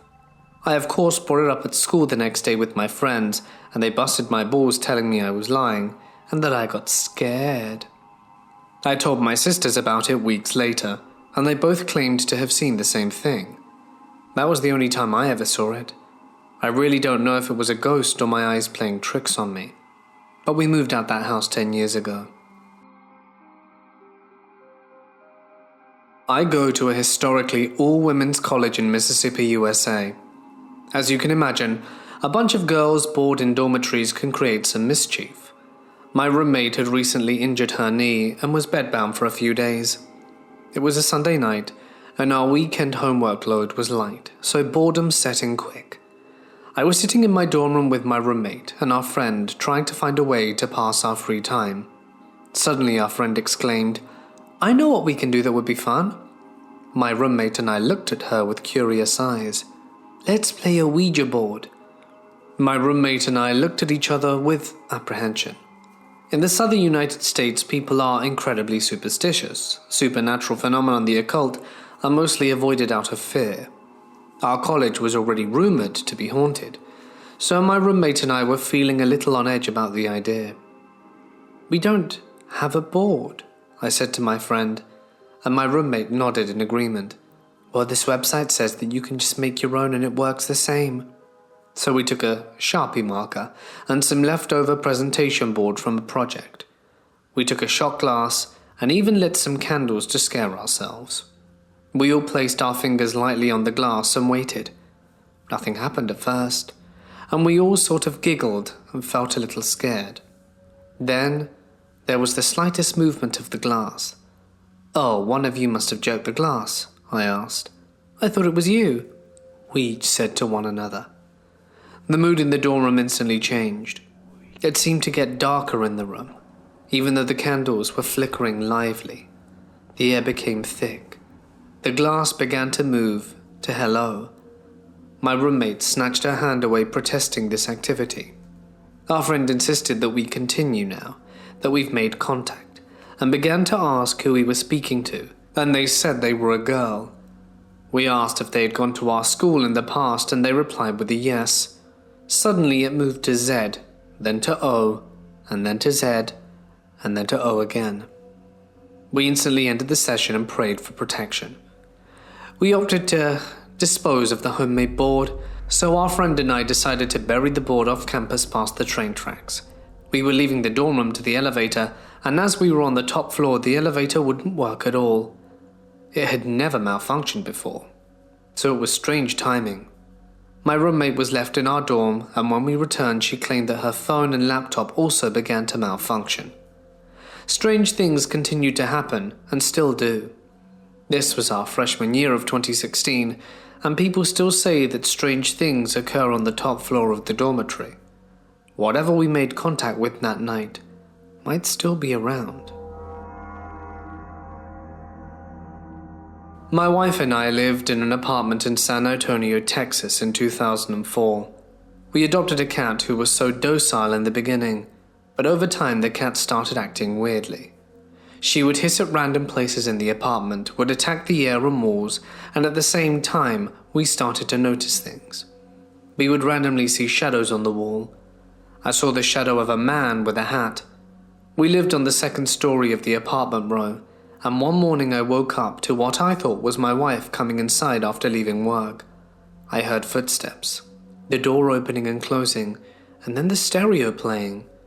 I got up to see why she was back, and I couldn't find her. I called her cell and she answered right before she went through the gate on base, so I knew it couldn't have been her. Anyway, bunch of weird occurrences. I've had a lot of run-ins with the paranormal, but the one story that stands out in my mind is something that happened 2 years ago. Me and 4 of my friends were bored as hell sitting in one of their houses. We had the idea to have a seance because, hey, we're in high school and it sounds fun. We look up the instructions online and they seem simple enough. Light 3 candles, put some food on the table, turn the lights off, hold hands and call the spirits. Only problem was we didn't have 3 candles. We jury-rigged a single candle with 3 wooden kebabs sticking out of it to light. Genius. We all linked hands, and I led the seance because I'd done this thing before, like Ouija board and stuff. I called upon the deceased grandfather of one of my friends and waited a minute. It was then I realized I had forgotten what to do next in the ceremony, and didn't really feel like there was anything there. Keep in mind that the single candle we did have, that we had stabbed the burning kebab sticks into, was a thick Yankee candle, the kind that comes in a jar. I decided to let go of my friend's hands to run to the computer to check the instructions.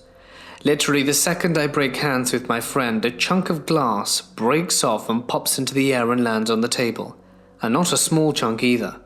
Of course, we all freak out and say goodbye. The skeptics in the group quickly deduced that the fire from one of the sticks caused the glass to crack, but I'm doubtful that a flame would cause thick glass to explode like that. My friend claimed that a spirit followed him home from his former boss's house, which was supposedly haunted by the spirit of a man. I was hanging at my friend's house one day. My friend was in the restroom while I was waiting in his living room. I kept feeling cold flashes, which was strange as it was summer. I tried to ignore it until I thought I heard someone breathing next to my ear. It was starting to get really creepy, and what finally drove the nail home for me was when I looked at the door which separated the living room from the kitchen, and it was cracked open, and I saw an eye staring at me. I don't remember seeing anything else or who was staring at me. All I saw was pure darkness surrounding that eye.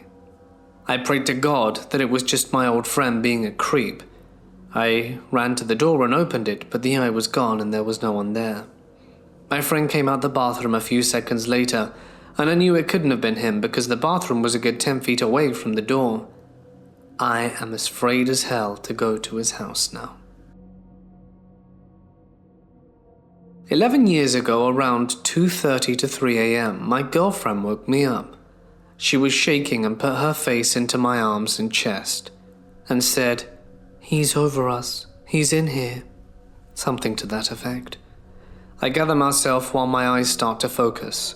Then once they're focused, I saw a dark shadow floating above both of us. I tried getting up, but it pushed me down. I couldn't scream, move, or yell. I began praying in my head, and then after a few seconds I started to be able to say the words out loud.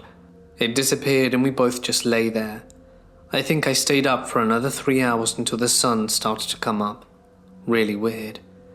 The weirdest part is that we both saw this figure. I know there's the whole devil sitting on your chest stories or sleep paralysis, but we can't share sleep paralysis, can we? So what the hell was this? This happened when I was around 12 or 13. My bedroom at my parents' house was in the basement, and because of occasional water problems in one corner, they basically painted the concrete and got me some nice area rugs for the spaces between furniture. My bed for a few years was basically one of the beds you get when you take bunk beds apart, so there was actually a lot of space underneath. I stored a bunch of stuff under the bed, but I left a gap between the stuff and the walls. The bed was in a corner, so that there would be airflow and things wouldn't start smelling musty. When we got a dog, one of the things she would sometimes do, since she was so small, was walk under my bed in that gap. It was a kind of tunnel to her.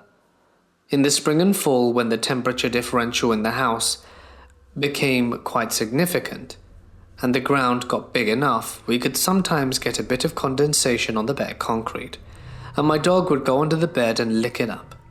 We didn't want her licking condensation since it would be full of dust and other things that might be crawling under the bed. And one night I'm lying on my bed pretty much just waiting to nod off when I hear this licking under my bed. It sounds just like my dog is licking the concrete. And since she would usually walk into my room pretty quietly, I figured I must have missed her sneaking under the bed. I kind of hit the wall beside me a little, say her name, to get her to come out from under the bed, but she doesn't, and the licking sound continues. I try again more forcefully and nothing. Still this licking sound, and now I'm annoyed that she's being a brat, and I get down and kneel at the end of the bed. I should point out now that the licking sound is still there and still loud, so I know it's coming from under my bed. And now I'm yelling at my dog. And as I'm yelling, I hear the telltale sound of my dog jumping off my parents' bed, as their room is above mine, and hear her running down the stairs into mine. I stared at my dog and stared at my bed, and noped out of there. I ended up sleeping on the couch for about a week. It took me years to feel comfortable in that room again. This didn't happen to me but my wife. and I lived in the house right next to Dorothea Puente, the great American mass murderess. I was away one rainy night and my wife was alone in the house, and she woke up to ghosts of people coming out the closet in the living room and walking around the house, trying to be careful so as not to wake her. She was frozen in fear and couldn't do anything except hide under the covers. There were people buried all between the two houses. That place was really spooky. This happened about 4 to 5 years ago. I was staying over at my in-laws' house for the holidays. It was the middle of the night in my husband's childhood room when I woke up for some reason. I was laying on my left side when I simply opened my eyes without moving. I began to focus intensely on something on the top of the dresser, directly in my field of vision. I stared at it for what felt like an extended amount of time because I just couldn't make sense of what I was looking at. I never was able to figure out what I was looking at in that moment because of what happened next. But what I realized later is that it was some sort of glowing bust sculpture that was slowly shifting between different grotesque and monstrous faces. The glow was a dull brownish orange, and it cycled through probably 4 to 5 faces, such as angry horse and a dead-looking bald man. Before I could put this all together, a white blur passed by from the head of the bed down to the foot of the bed and then stopped. My gaze obviously followed this movement.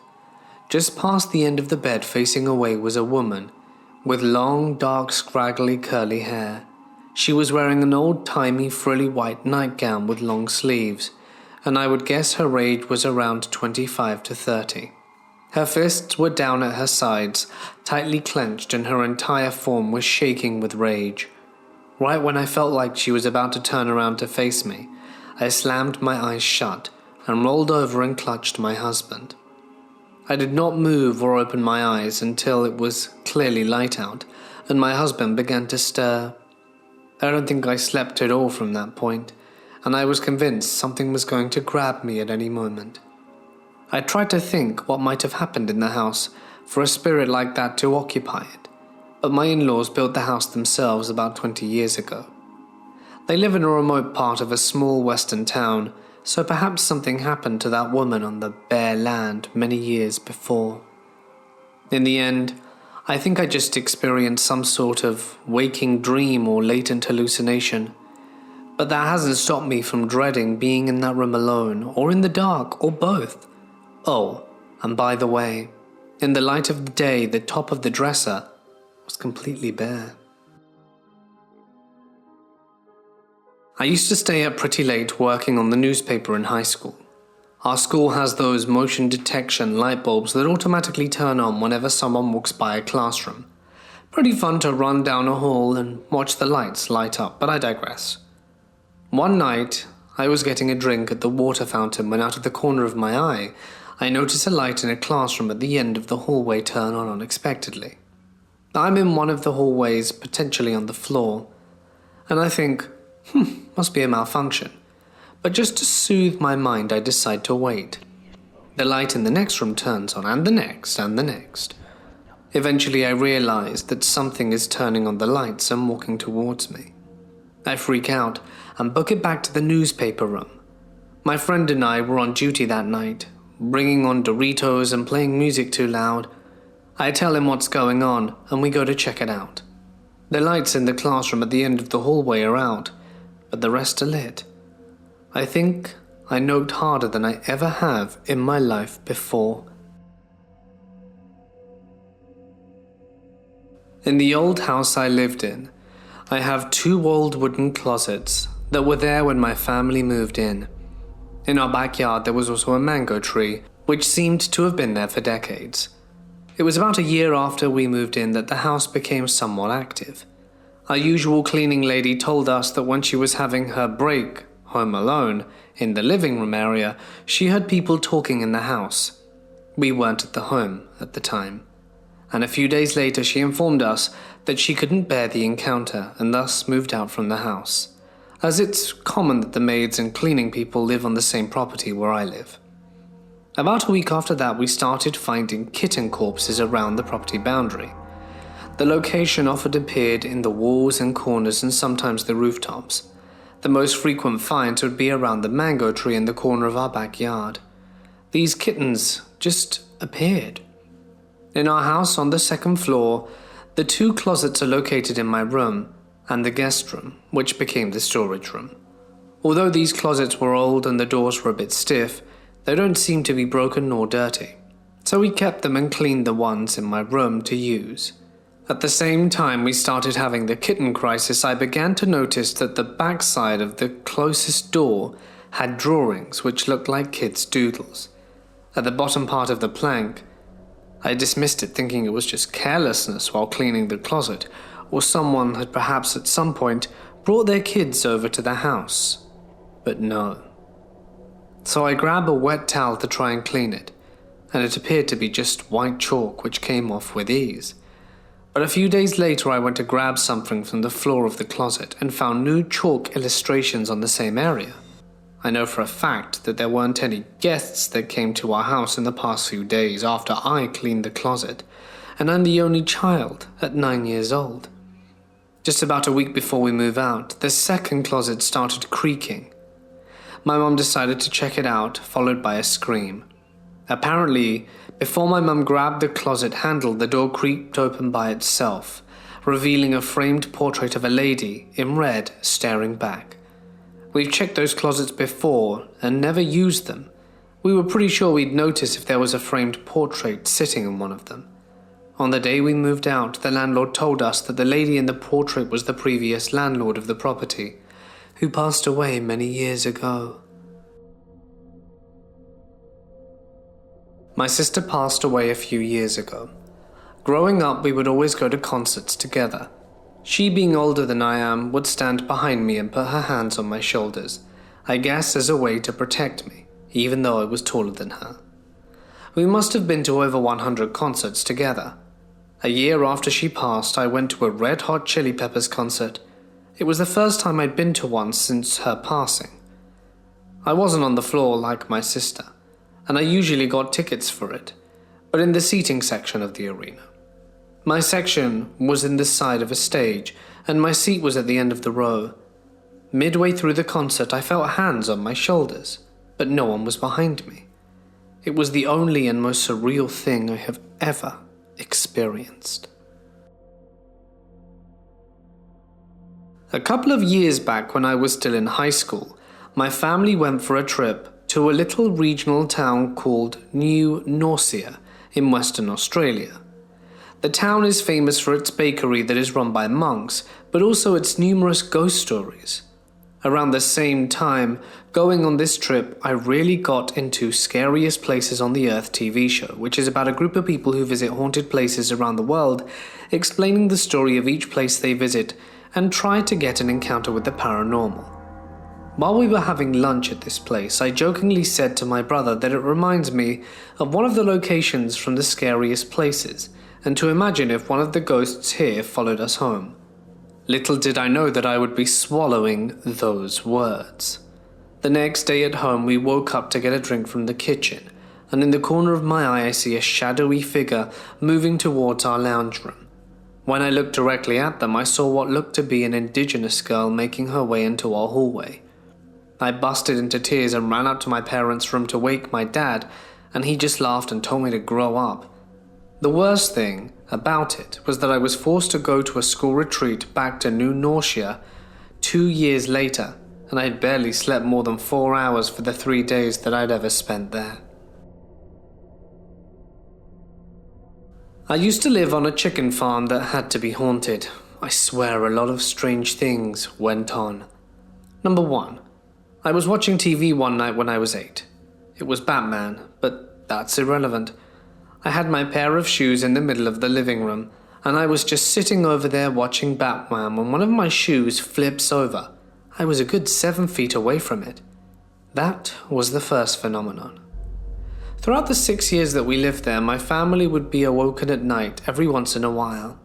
We'd occasionally smell cigars, and there was no one smoking. There weren't even any cigars in the house. One night I even swore I could hear people playing a game of cards.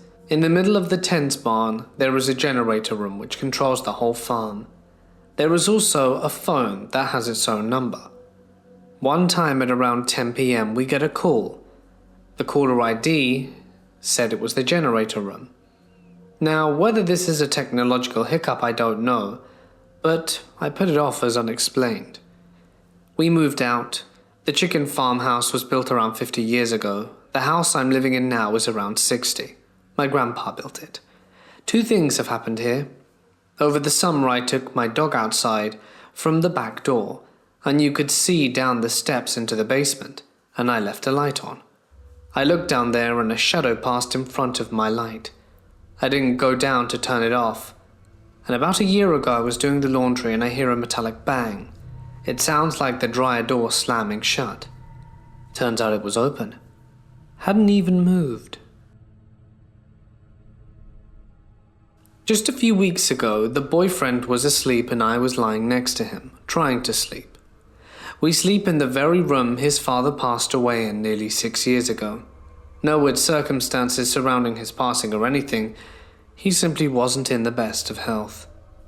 The other night I'm trying to fall asleep and there's this weird tapping. It's not constant tapping, it's extremely irregular. It's kind of relaxing actually, like listening to a metronome.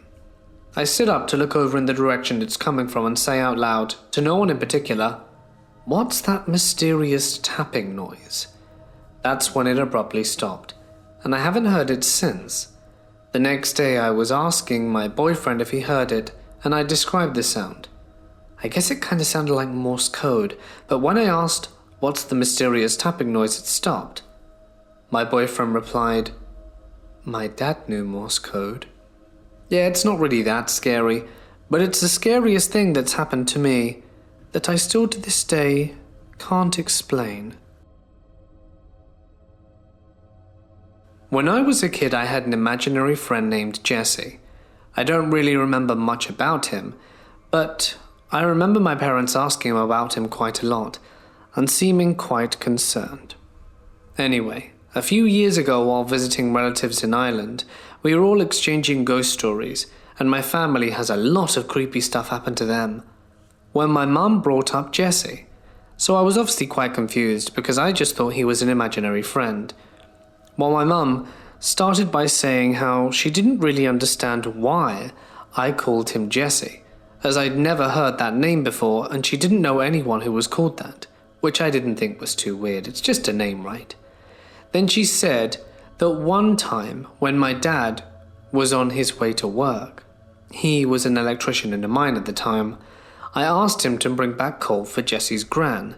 I was only about 2 or 3 at the time and wouldn't have understood what a mine was if I even knew he worked in one.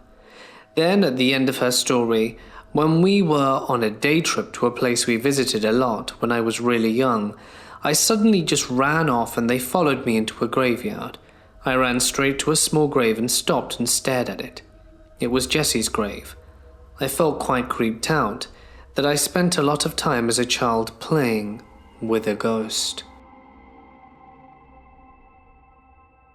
Ever since I was really little, my family has always encountered really weird ghostly phenomena. The house we live in now has been by far the worst, with an almost constant stream of events happening. One of the stories that always freaks people out the most is that there was this little girl who knew our names and would approach us at different times. One night I was asleep and heard a knock on my door and a girl's voice saying, "Dean, open the door, let me in, I want to play. Open the door, Dean." At first I thought it was my sister, but as I woke up I realized it was a much younger girl's voice.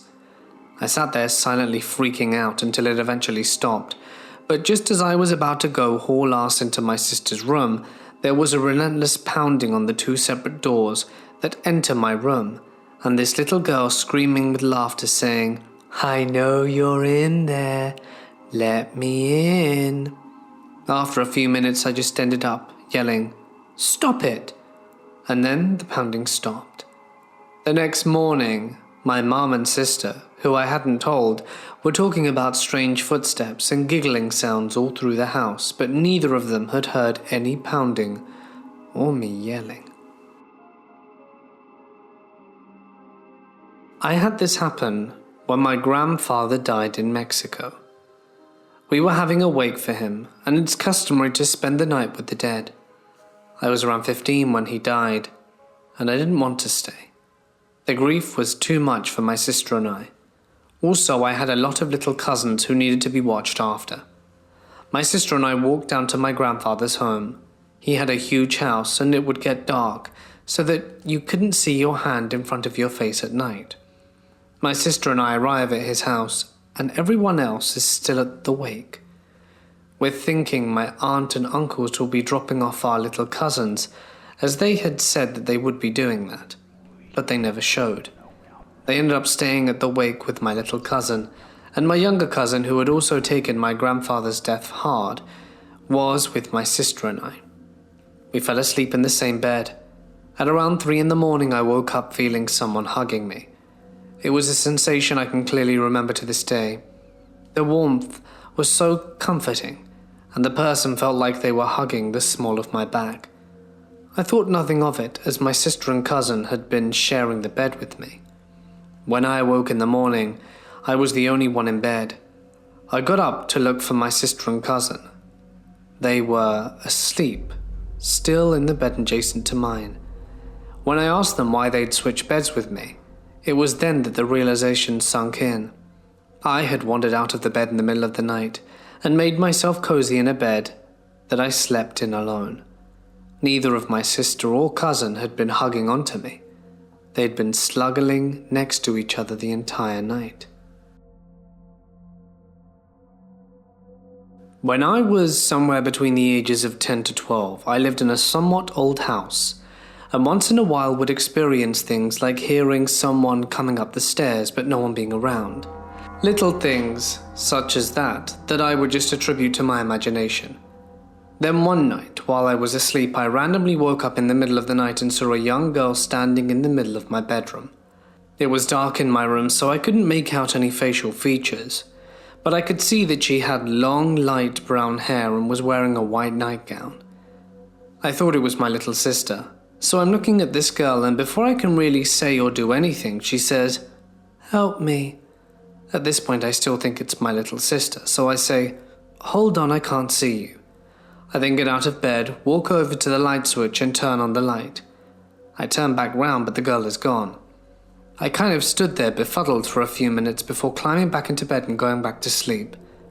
Looking back on it now, I have no idea how I was able to just get back to sleep like I did. I guess I really just didn't think too much of it at the time. To this day, I still debate whether what I experienced was real or just the result of being an imaginative, sleepy kid. But I never experienced anything to that degree before or since again. My mum's ex-boyfriend, who I didn't approve of and made it very clear with him, while alive anyway, haunted us for a while. I guess it's important to know that my mum and I were living with my dad again, as they decided to be on good terms as it was my last year of high school. She broke up with him because he wouldn't stop drinking, and after that, he was drunk driving and wrapped himself around a tree. Instant death. The next day I was getting ready for school. I'm sure I'm the only one home, and I hear the rocking chair in the nursery attached to my mum's room start to creak. I blow it off, thinking something fell off it. But after 20 or so minutes, and even when I was on the other side of the house, I could still clearly hear it. I told my friends about it when I got to school, and one of my buddies came to the house with me after we were done for the day. No one had been home since I left, and when we go into the nursery, the rocking chair has a stack of magazines on it, and none of them fell off. We ended up testing it out to get to the level of the sound I heard, and you had to be furiously rocking it back and forth on that chair just to achieve it. My buddy ended up leaving as soon as he left. I began hearing the doorknob in my mum's room turning non-stop. This continued until my dad got home, and being tired from work, he immediately went to take a nap. Only a few minutes after he went to sleep, it started back up until my mum got home. And I tried to explain to them what happened at dinner, but they didn't believe me, and this would continue for about 2 weeks. During this time, my mum got woken up to her alarm going off on her phone, and when she picked it up, It was unlocked on her ex's contact info. I woke up, and from what I thought was a lucid dream turned out to be real, as I felt hands make their way from my lower back up towards my upper chest and press down until I couldn't breathe. Finally they let up, and I immediately got up and began to run out my kitchen to get some water to calm down. The most insane thing was definitely invoking my mum and her friend's sister though. After the funeral, my mum went to his grave and placed some flowers, and when she got there she saw a big bouquet of flowers jammed in the ground. She thought it was weird and pulled them out and placed them in his grave neatly and didn't think anything of it. Then when she went to work the next day and told her friend about it, my mum swears to this day that her friend went white as a ghost, and her friend explained that she wasn't planning on telling her because it seemed insane. But when my mum, the friend and her sister, who could apparently see spirits, were at the funeral, the sister saw my mum's ex-boyfriend behind and said, "Tell my mum the flowers are for her."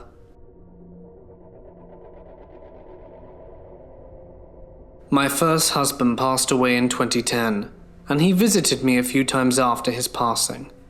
I could feel him with me. He would talk to me through very specific songs on the radio, songs that held special meanings to the two of us that you didn't often hear on radio stations, songs that weren't regularly played on the radio at all.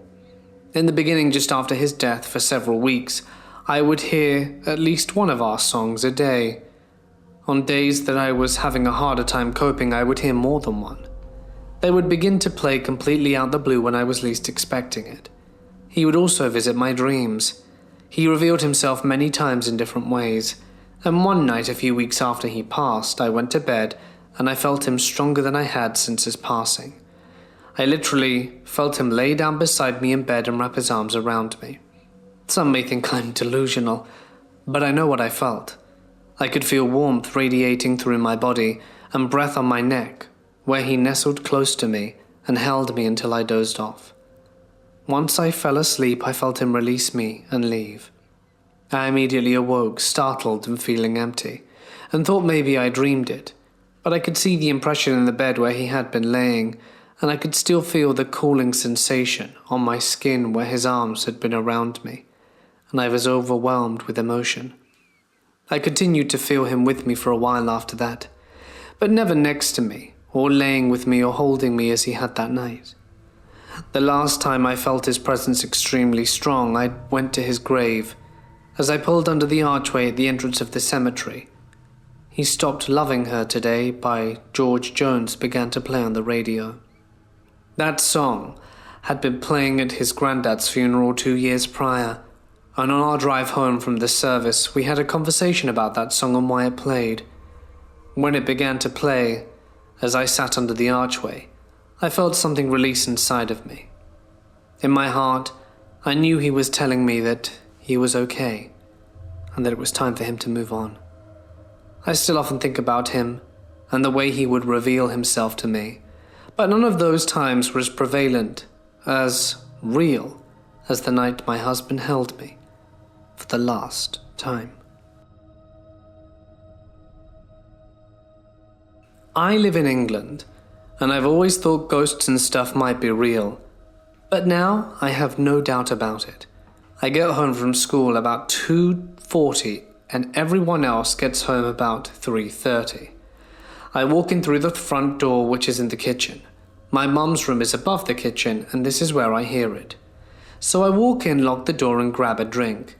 And then I hear sounds from the bottom of the stairs, which sounds like someone is running, that goes all the way into my mum's room and stops. I grab a huge knife out the drawers and go up the stairs to see if anyone's there. To be honest, I think I preferred to know if someone was actually there, but those footsteps were so heavy. So imagine heavy footsteps running. I was absolutely terrified. Stay away, ghosts, and stop running around my house. When I was a kid, around 8 years old, I lived in California for a little while. And the school I went to was full of rude and mean little kids. Never had a friend there. One day my mum was working and she asked the babysitter to pick me up from school, but I guess she forgot and eventually I was alone in school, since my mum always told me never to walk out alone. I was alone for about an hour just reading my book when out of nowhere an African-American kid about my age that I'd never seen at the school before comes up to me and started talking. I was super shy and still am, but for some reason really felt at ease and started speaking with him like he was my best friend. We began playing hide and seek, tag, hopscotch, and he gave me candy. I remember putting my wrapper in the bag while he left his on the floor. About 30 minutes later, I heard my mum frantically yelling my name, and I came out happy to tell her about my new friend. I tell her that another kid was forgotten too, and she told me to go get him since we could take him home, and I ran to look for him. But he was nowhere to be found. I looked where we were sitting and eating candy, and his wrapper that he had left was gone. It was like he was never there. I go back and tell my mum, and she looked at me not knowing what to do, but eventually we get home. When we do arrive, I open my bag to take my homework out, and I realized the candy wrapper that I had put in there was gone. I know I didn't imagine any of it, because he had braided my hair and I still had the braid. I still don't know who or what I met that day, but I would like to meet them again. Do you think it was my guardian angel? About a year ago, I was laying in bed, after having just finished reading World War Z. Excellent zombie novel. It was in the middle of winter and slightly after midnight. I couldn't sleep as my mind was still crawling with zombies, so I lay awake staring at the ceiling with the dog snoring away next to me. Suddenly I heard 3 loud thumps from the glass of the window across the room, very hard and very steady, like someone pounding on the glass with the flat of their hand. The sound scares the hell out of me and awoke the dog, who started barking. I sat there trying to reassure him and myself that it was okay, and there was some sensible reason for it. After a few minutes we both calmed down. He went back to sleep and I followed about half an hour later. I was woken up in the middle of the night by the same sound. The sound came from the same window, with the same steady interval between thumps, and just as loud as before the dog woke and started barking again. Both of us were freaking out, and I couldn't bring myself to turn on the light and go look out the window. The only thing I could think to do was to run out into the living room, curl up on the couch with the dog and put a blanket over both our heads. The next morning I woke up on the couch feeling exhausted, having slept only intermittently. The dog was sitting at the door to my room, looking alert and looking back at me, whining. I went back into my room and looked out the window. There was nothing unusual looking, no marks on the glass or anything. My apartment is on the top story of a 6th-floor building. The fire escape was on the window nearest to the bed, not the one near the window where the sound came from. Whatever had hit the window had been a 6-story drop beneath it. At a loss for any other explanation, I figure it must have been a bird running into the window. I had no explanation for the fact that it seemed to do so 3 times in a row, at a very steady pace, steady intervals on 2 separate occasions, and with a sound much louder than can be made by a lightweight creature bouncing off glass. The fact that it happened late at night, at a time when birds aren't typically flying around. I also carefully ignored in my hope for some sane explanation. Somewhat satisfied with my realization, I went to work and felt much better for the rest of the day. That is until one last fact filtered into my mind. It dwelt there for the rest of the workday, nagging at me, and when I rushed home to confirm my suspicions, reaching the window again just as the sun was setting, I saw my troublesome suspicion was accurate. There was a screen on the outside of the window. The noise had very clearly been the sound of the glass being struck. Whatever had hit the window had to have done it from the inside of the room. I've always had a spirit, or many of them following me, I suppose. I once had a very scary spirit here with me that kept scaring me until I told it to go away about a month or 2 ago. And during those few weeks I felt calm and could go to the toilet in the middle of the night and even just sleep without having a feeling of being scared. But a week ago I started having the feeling again, and random knocks under my bed, and someone always making my mirror doors dirty with handmade drawings. I have my whole other wall made out of mirror doors, and my little 3-year-old sister kept lying next to my bed and looking down and giggling. She then started talking about a boy who lives under my bed. 3 days ago, I saw the boy. I was coming out of our bathroom, and a very young boy of about 6 walked past me without looking at me. He looked very anxious, sad, and genuinely lost.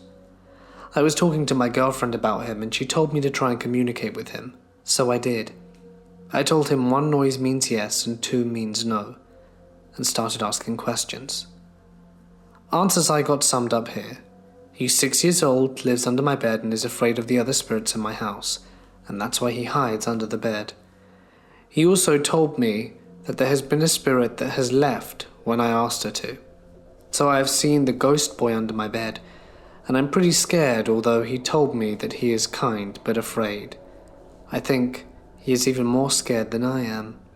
I sometimes talk to him about stuff, and once left my sister's ball for him to play with. Maybe he'll one day be able to move on to some place where he doesn't need to be afraid. On April 7th of 2019, when I was 15, my father had an asthma attack and was in the ICU in a coma for 9 days. He passed away on April 16th.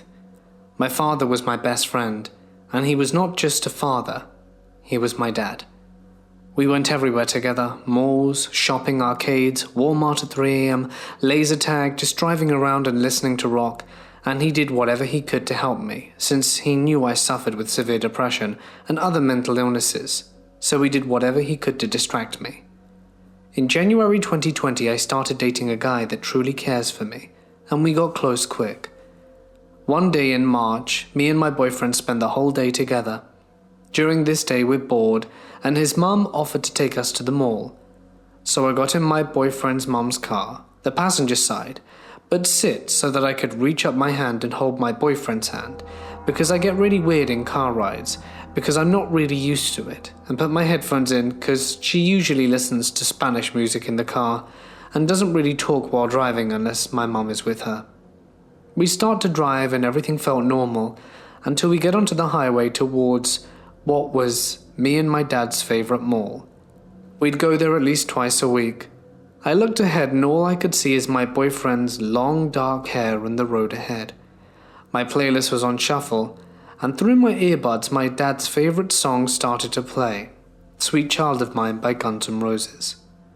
I looked out the passenger side window and just looked at the highway, and I knew so well. Listening to the song, I thought I heard my dad's voice so naturally. I looked at the driver's side of the back seat and saw my dad playing air guitar. I rubbed my eyes, figuring it was my sleepy brain since I hadn't slept much the night before. We got to the mall, and my boyfriend and I were walking around, going through the mall, holding his hand really tight, and I looked towards the store that me and my dad would always spend the most time in, Hot Topic, and I thought I saw my dad again. This time he was just standing there smiling. That smile that he gave whenever he could. I was just really happy when he mouthed the words, "See you later, buddy," which was also the last thing he said before the asthma attack.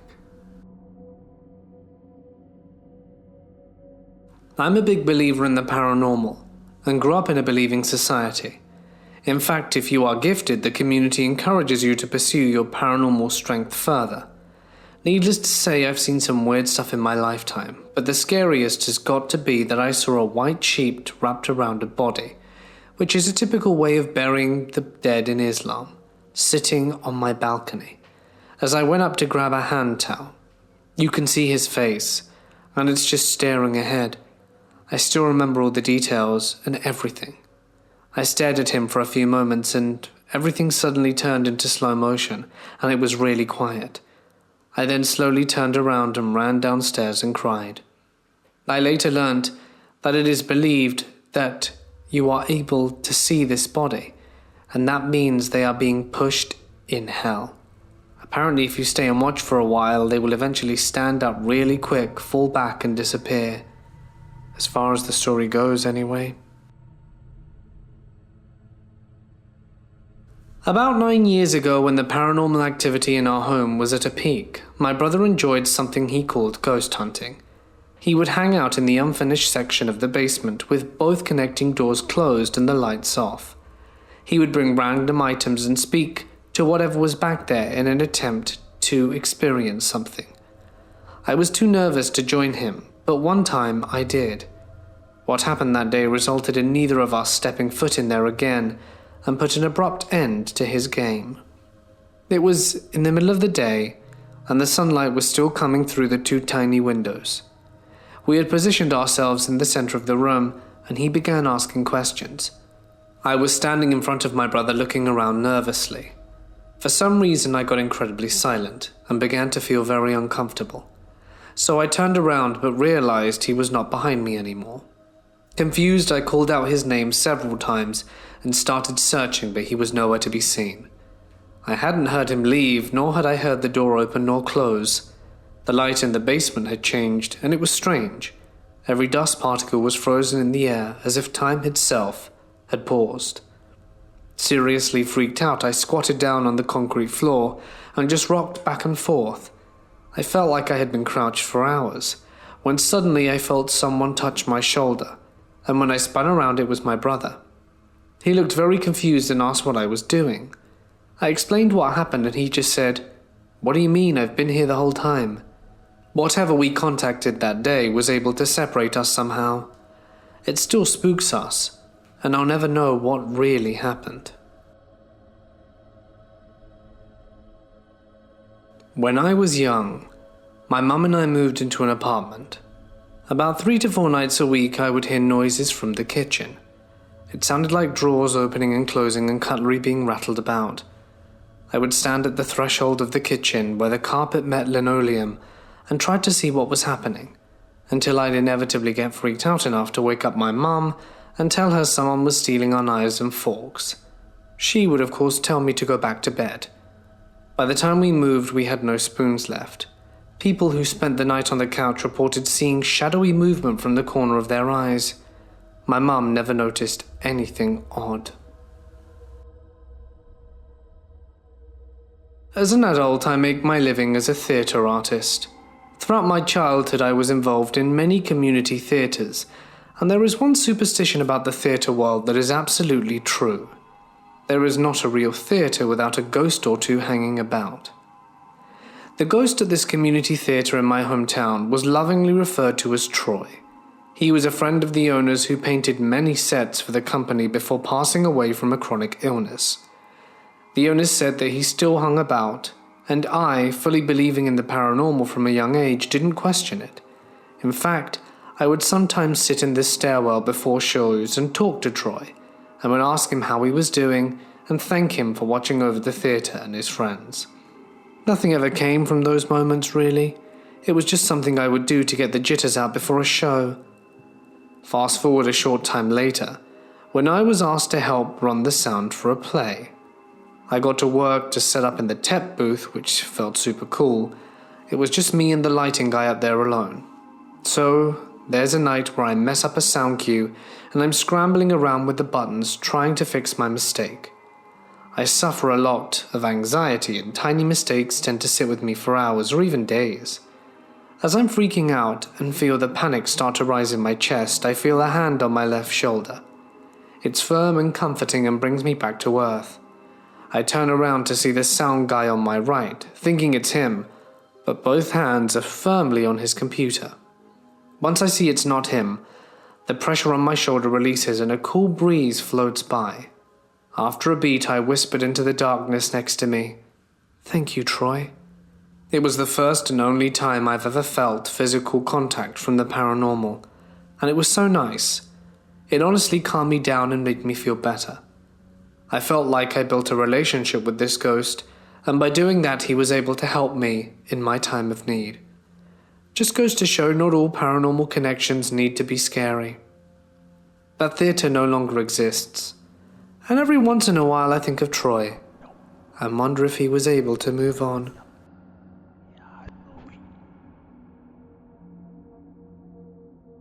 Ever since I was young, I've had encounters with the dead.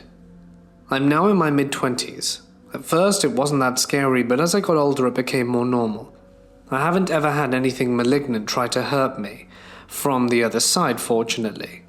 But I've had dozens of encounters with the paranormal, from seeing them, hearing them, and even feeling them.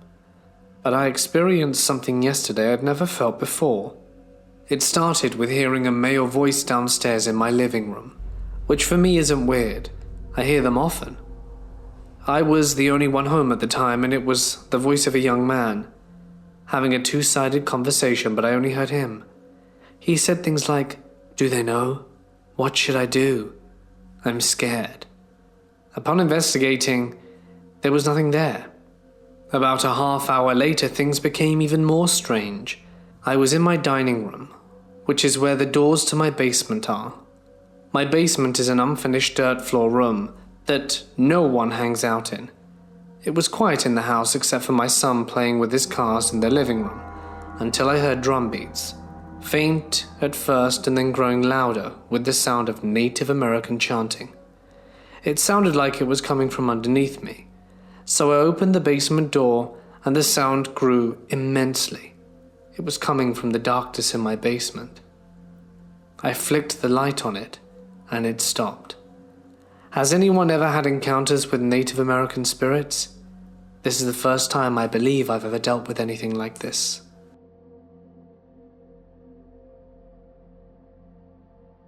When I was in 5th grade, we moved to the house we currently live in. The house I lived in up until that point was not haunted that I can recall, but I did experience ghostly activity in the houses of my friends. When we moved into our new house, things started happening immediately. During the tour of our property, it became clear to us that our neighbors had sold the house and moved next door for some reason. They wanted to be near their old home but could not stay in it anymore. Keep in mind my parents didn't believe in spirits, which will be important later. Shortly after moving in, something clearly wanted to grab my attention. I was drawing in my room alone one afternoon and needed water, so I pushed the box of colored pencils to the back of the dresser so that they wouldn't fall, and left the room. As soon as I walked back in, I watched in shock as the box of colored pencils slid across the top of the dresser and slowed down as it reached the edge. Suddenly the box flew off and landed on the floor, sending colored pencils flying everywhere. I screamed because I was afraid and confused. My dad came running, but he didn't believe me when I explained what I had seen through blurs of tears. There was no open window or fan on, and my floor was not slanted, which could have offered the only alternate explanation as to why these things fell over. Back in college, I lived in a studio apartment after moving out of dorms. My childhood home was haunted. Whenever I go to a new place, I can usually feel if the energy is off, but it took a while to figure out my apartment. I think something either followed me there or an entity, a new spirit, is residing in the studio. Most of the time I felt totally comfortable, but there are things that happened that I can only describe as paranormal. Like, for example, one time in the middle of the night, a bunch of dishes fell over the counter in the kitchen, and the huge crash woke up my significant other and I from a deep sleep. When I went to investigate, one of the cups was rotating on the tile. I watched it spin for a solid minute before picking it up. Another time, something yanked the lamp off the bedside table during the night so hard, it shattered beyond repair. There was also the occasion that a voice interrupted a phone call when I was there alone. It was a hushed whisper that said, "I'm right behind you." I checked everywhere but found nothing. The bathroom scared us at night. Something about it made us, well, mostly me, uncomfortable, to the point where I refused to go in alone or without a light on.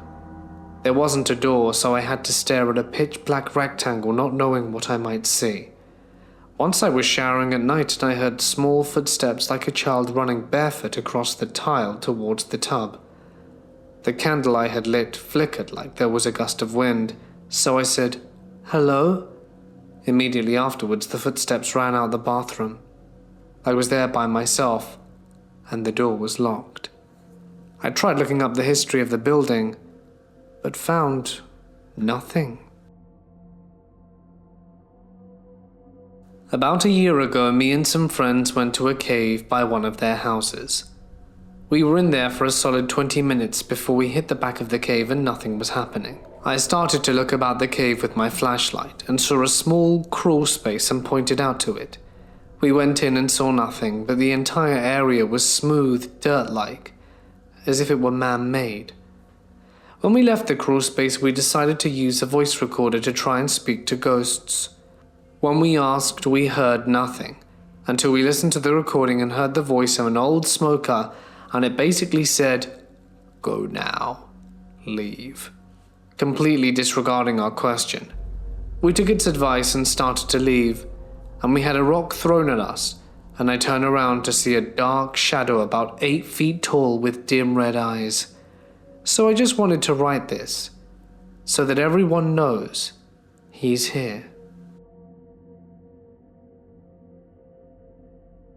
I don't believe in ghosts or the paranormal, but I otherwise don't know how else to explain what happened, and I'm sure there are plenty of skeptics, or otherwise maybe I just can't make sense of it. I was lying in bed, my girlfriend in the bathroom, and I thought I saw her awkwardly walk by the door to the bedroom, so I look up to see what's going on. I was surprised to see that it was not in fact my girlfriend, but an otherwise unknown man with shoulder-length hair. Now, just to clarify, it's 30 minutes to midnight, which isn't very late, but late enough that I can't think of any reason there would be an unknown visitor, let alone someone who I can't recognize. So here I am looking up at this strange man, who I can remember his facial features, but none of his other features, be it its height, clothes, or anything else, although I can certainly remember him having a body. As I was looking at him, he slowly turned his head to look at me in the eye and walked away without breaking eye contact. It's worth mentioning that I've dealt with a home intruder in the past and know that my flight reflex kicked into full force, but in this instance I was strangely calm, because I had just seen someone walk through my whole house and of course had to check to make sure everything was okay and safe. So I walked around where he went, which only led to a closet that has boxes in the way so is inaccessible, or a spare room upstairs with no other exits. And if I did happen to see the direction he walked, the only other possible option was that it walked into a locked bathroom that my girlfriend was in. After walking into the room to check what was going on, there was nothing out of the ordinary, except for the fact the room was noticeably colder and every other room in the general vicinity. I checked other possible hiding places, but nothing. Other than that, after a minute or so, I heard my girlfriend finish up and walk in to find me, confused, looking through an otherwise empty room. It might be worth mentioning I shortly after messaged a friend about what happened, and all my messages were sending delayed or out of order. But I feel as that was just network error. Does anyone have any explanation for what I witnessed? Because, if not, I'm fairly convinced it's a ghost. I'm a 17-year-old female, and this happened to me when I was around 10. I live in New Zealand, not exactly a country booming with ghost tales or anything of that sort, so any ideas on what I experienced would be appreciated. It was 7:30 a.m., Saturday morning, when I woke up with an uneasy feeling, like I was being watched. I stumbled out of bed as per normal, about to make my way to the kitchen when I noticed my left leg was tingling, like pins and needles. Figuring I slept funny on it, I tried to walk it off. For context, my house is 2 stories high, my bedroom being on the 2nd floor, with the kitchen and dining room being the first thing you see when you get to the bottom of the stairs. As I started hobbling towards the staircase, with a half-asleep foot, I felt something lightly grab my ankle and slowly lift my leg up a little. Before pulling it towards my bedroom, I had a complete lack of control over my whole leg due to its numbness. At one point, my leg was pulled so far from my body that I had to hop towards my room on my stable foot to keep it balanced. I kept looking behind me through the whole encounter, if you can call it that, and I didn't see anything. My heart beat faster and faster in my ears as an invisible force seemingly pulled me back. I never screamed once. I think I was too shocked to squeak out a word. This whole thing lasted maybe 10 seconds before whatever it was let go, and the house floorboards settled. All the feeling in my leg returned immediately. I just stood outside my bedroom door for another minute, my brain not really comprehending what happened. I never told my family what I experienced out of fear of being laughed at, and I have had a few other unexplainable things happen, but this is by far the creepiest. This story goes back about 10 years ago. I was 15 at the time, and my mother had a best friend called Frankie. Frankie had only one child, a son, who quickly became a brother figure to me, Jack. I'd met him when I was about 10, and he had been 14. He wasn't that much older than me, and one weekend I slept over their brand new townhouse with my mum. If you're not familiar with the concept, a townhouse-style apartment is where people live on either side of you, but not above you. This will become important later. I slept over with him and his ex-girlfriend Anna. We'd been exchanging ghost stories at their kitchen table, which was on the second floor. They had a small basement room and bathroom below that was attached to the garage, and then upstairs were 2 bedrooms and another bathroom. I was in the middle of telling a story when we heard walking upstairs. We were the only ones home, so the noise had stopped us all dead in our tracks. They were clear and consistent. I was shocked and frozen. That's when they started telling me about the Shadow Man. Anna went into describing how one night she saw the Shadow Man on the stairs. She'd seen him come down when she'd woken up from falling asleep on the couch. She could almost feel him brush past her. Her and Jack had nightmares that a man would come into their room, which was narrow and long, and attack them, and try to draw them out with children's toys. They found baby shoes and broken toys scattered strangely around their crawl space when they'd moved in. The whole 9. They told me in detail. That is when everything started to go down. After the footsteps died off, we went up to their room to watch TV and chill. They had a huge square window above their bed. My back was to it, and I was facing the door. Anna was on my left, Jack was on my right, and I continued my story, and they were both in awe, especially Anna, who was zoned in on me the whole time I spoke. Suddenly, out of the corner of our eyes, Jack and I saw a huge, dense, black shadow zoom overhead and dart into the vent above Jack. I'd stopped telling my story again instantly.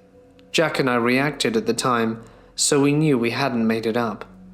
Anna had crap peripheral vision and hadn't seen it, but the second we started explaining it, I felt this deep, intense, burning feeling on my right shoulder. And I kid you not, I felt like I'd been burnt with a cigar. I yelped and threw myself forward in pain, and Anna immediately checked my back. Lo and behold, there was a huge burn mark about the diameter of a cigar. What was sad was I don't want any evidence of it. She was going to take a photo and tell our parents, but I had experienced years of not being believed, and I was scared they'd think that it was some kind of prank or way to get attention, or they'd just write it off. God, do I regret not taking that picture.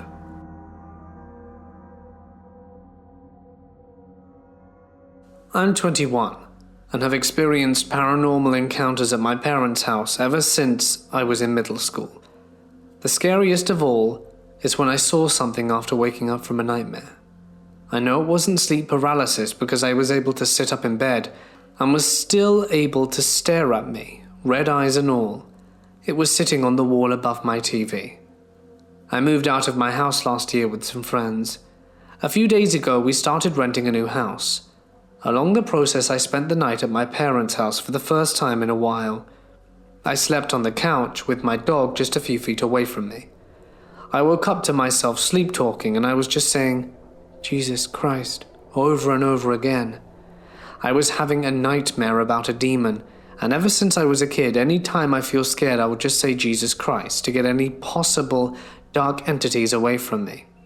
My dog realized I was having a nightmare and woke me up, and I kept saying Jesus Christ until I was fully awake. Then I turned and saw a large figure walking into the downstairs hallway. This was at 4 a.m, and I just figured that my parents or little sister came down to use the bathroom. The next day I asked my family members if they had come all the way downstairs at 4 a.m, and everyone said no. My dad said that he did hear me saying Jesus Christ over and over again a few times, and knew that I was sleep-talking. My main point in question is what walked past me after I woke up from my nightmare. Could it have been something protecting me, or the dark entity haunting me? Something really weird happened to me last night. Before I start, I would just like to clarify that it is most likely not a ghost, but there seems to be some strange coincidences associated with this encounter. Last night I threw on a movie called Cabin 28. I believe it's the name, apparently based off an actual unsolved murder that occurred in a cabin, where these people are ambushed by a group of people wearing masks. Anyway, when I turned the movie on, I was thinking about whether or not watching horror movies like this can lead to manifesting negative things. I get scared easily when watching horror movies alone, and I had wondered to myself if watching scary movies was a good idea, in case that fear can manifest itself in reality.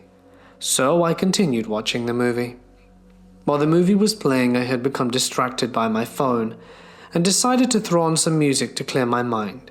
So I threw my AirPods in and walked into my kitchen area and saw someone walk past my house on the sidewalk out the front door. Mind you, almost every light source in my house are off except for the TV in the living room. When I saw the person walk by, I had taken a mental note of how you don't really see many people walking around this late at night, but I quickly dismissed the thought and turned around while listening to music to look back towards the back end of the house. After a few moments, I saw someone pop up beside my kitchen side door. Immediately, I became extremely frightened and walked up to the door to stare this person down.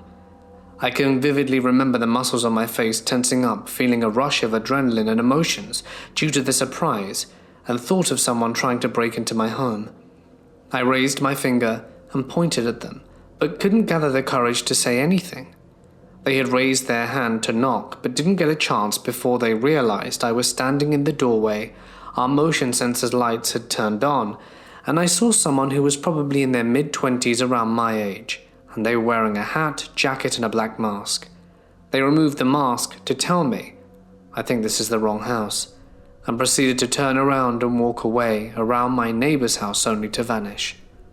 When I tried to look for them out the front windows, I couldn't find them at all when looking down the street. The creepy thing about this whole scenario is that when I looked at the clock, the time was 3:33 a.m., which, to my understanding, is halfway through the witching hour, as well as the series of numbers and particular time holds some spiritual significance. This whole thing creeped me out because 1, it's possible that it's a person and they could have been telling the truth. 2, they were either casing my home and considering breaking in to rob it, or 3, due to the coincidence of the time and the bizarreness of the whole situation, perhaps there was something paranormal taking place. It's a pretty well agreed upon fact in my household that we are living in the presence of spirits. There have been a few encounters that my mum and sister have told me about, and I've had a few myself, but the one that stands out to me the most was when I asked my sister what kind of demon she was keeping in her room, because there was a creaking coming from there, and the door would sometimes close and open slightly. Though, at the time, I put this down to wind, despite the fact no windows were open. My sister replies, "Oh, that's only Jeremy." So what do? I call out to joke with myself to try and ease my anxiety. "Is that you, Jeremy?" And then it stops. The creaking, the door, they both stop as soon as I say that. Scared me real good. I was staying with a friend of mine when this happened. It was around 1:30 a.m. She was already asleep, but I was wide awake. I was just playing games on my phone or something when the closed door starts to creak open. This door was click-closed completely, so it couldn't have been the wind. I thought it was my friend's mum coming to check on us for the night. I call out her name but got no reply. Then I saw it. This dark shadow figure crawls into the room on all fours, low to the ground, almost like it was slithering. Then it stands. It was a tall man, completely black in the darkness of the room. It had no face, but I could feel when we made eye contact. We stared at each other for a moment, then it vanished, completely gone. I freaked the hell out for a minute. I mean, I've had spirit encounters before this, and it's not the first ghost I've seen, but it was definitely the most upfront experience I've ever had. The feelings I got when this happened were not good. The spirit had a darkness to it. This guy was not good to have around.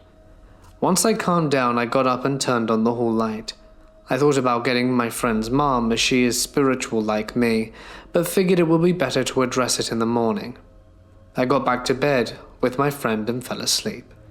People have told me that they would never have been able to get up after that, or that I'd die first in a horror movie. But I honestly didn't feel like I was in danger. I knew that the spirit was gone. I felt it. In the morning, my friend's mum and I went through the house with Palo Santo wood, cleansing the house and banishing the spirit. Then I made some witch's salt and lined all the exits and entrances to the house. I think my experience really freaked her out, because now she does a daily cleanse of the house, once in the morning and once at night. My friend, her mum and I have all been to see a psychic since and discovered some things about what happened. Apparently the spirit was attached to my friend and was feeding off her negative energy, as she's had a hard time lately, and the spirit was surprised that I could see it. The medium said that we did the right thing without banishment, and that if it ever comes back, to call her. So that's definitely the scariest ghost story I've ever had. Me and my wife separated around 5 months ago. I rented a home back in the town where I grew up. After moving in, immediately strange things started happening. Please keep in mind this is a very old farmhouse, like skeleton keyholes on all the doors. First it was just the random noises, taps and creaks. Then my bedroom door opened randomly. 3 people have witnessed it. And then we started hearing what sounds like footsteps at night. Again, very old house, so I didn't think much of it. Me and the kids started joking around, saying things like, "Oh, the ghost is messing around in the hall again." Or we'll hear something and someone would say, "Ah, it's just the spirit." The more we acknowledged that we knew something was up, the worse it became. I have awoken to what sounds like someone beating on the back door 3 times. I have a piece of art in my living room that's made of wood and weighs at least 3 to 4 pounds. It was hung up with 2 screws supported very well, and when I was asleep it flew across my living room and scared me to death. One night, my son went to take a shower, and I was in the garage and I heard him scream. I ran as fast as I could to him, and he was in the fetal position, balled up on the bottom of the shower crying. My son is 11, doesn't scare easily, and all of my kids started on horror movies young. He does most of the pranks and scaring around the house, and yet he still will not discuss the reason behind the incident, just that he felt scared all of a sudden. I know exactly what he means. I only sleep in the master bedroom when there's someone else home. I can't explain it, but I just have a strange feeling in there. After the scare of my son, it's an everyday reminder that no one wants to use the bathroom with the door open. There's another bathroom incident. I was taking a shower after work. The kids were with their mums for the week, and I was about to get out the shower and a huge crash against the wall scared the hell out of me. I get out very suspiciously, creep out the bathroom, and a bulk container of soap, the big refill ones, had hit the outside of the shower wall hard enough to smash the plastic top into itself by at least 3 inches. The bottle was on a pantry shelf 10 feet away, and it would have taken a full-grown person to throw it hard enough for it to crush. I've purchased 5 cameras to go around my home to try and capture something, but the cameras activate too late. All I've managed to capture is me getting up and running around the house in my underwear trying to find out what's making the noise. The kids stayed with my ex-grandmother-in-law 1 weekend ago, and apparently they mentioned what was going on. Her and I don't see eye to eye and speak even less. When she brought the kids home, she came in without saying much. She hung up a cross, blew some sage and left. Things have calmed down except for the random noises here and there. People might say I'm crazy, but I really don't want things to start back up again. Back in the early 90s, my boyfriend arrived home from school early one day, for some odd reason. Without being overly observant, he goes into his room in the dark. It's a quiet house, and he grabs the phone to call his friend Frank. He hears his mum on the line talking to one of her other nurse friends about a patient. He hangs up the phone and waits a while, but curiously looks into the driveway and doesn't see his mother's car. He then searches the house calling her name, but no mum. A few hours later, her car pulls into the driveway and he asks her if she came home for a minute that day. She hadn't. He then recounts the phone conversation, and she claimed that she had had the exact conversation earlier from work 2 towns away with another nurse who was also at work. Their home phone was in no way associated with the phones at the hospital. One winter break when I was home from college visiting family, something strange happened. For some perspective, after I moved out, my parents relocated my room into the guest bedroom in the basement. After all the experiences in our house, my brother and I came to the conclusion that the basement was the source of it all. I know it's cliché to say that it's spooky, creepy, and uncomfortable down there. However, there is no way to fully explain how unsettling it can be. My bedroom is in the finished area, so I feel a little more comfortable since there are walls and doors separating me from the unfinished part. One night I was sitting in bed on my phone as usual. It was late, around midnight if I remember rightly. I was just relaxing when all of a sudden my bedroom door creaked open about a foot. We have cats, so I thought one had pushed it open, but when I looked I saw nothing. Then a woman's voice said softly, "Time for bed," and closed my door as someone pulled it shut. I thought it was odd as I was old enough that my parents hadn't checked on me at bedtime in years. In the morning, I asked my mum if she had come down to tell me to go to bed, and she had no clue what I was talking about. To this day, I'm still not sure who or what it was. A ghost was either mimicking my mother's voice, or it was something else entirely. I also have another story. When I was sitting in school, I had gotten home from class early and decided to call my brother. I had time to kill before my boyfriend got home from his classes, and I wanted something to do. My brother and I talked over the phone for a long time, easily 45 minutes. It was mostly the usual things mixed with random stories and sibling inside jokes.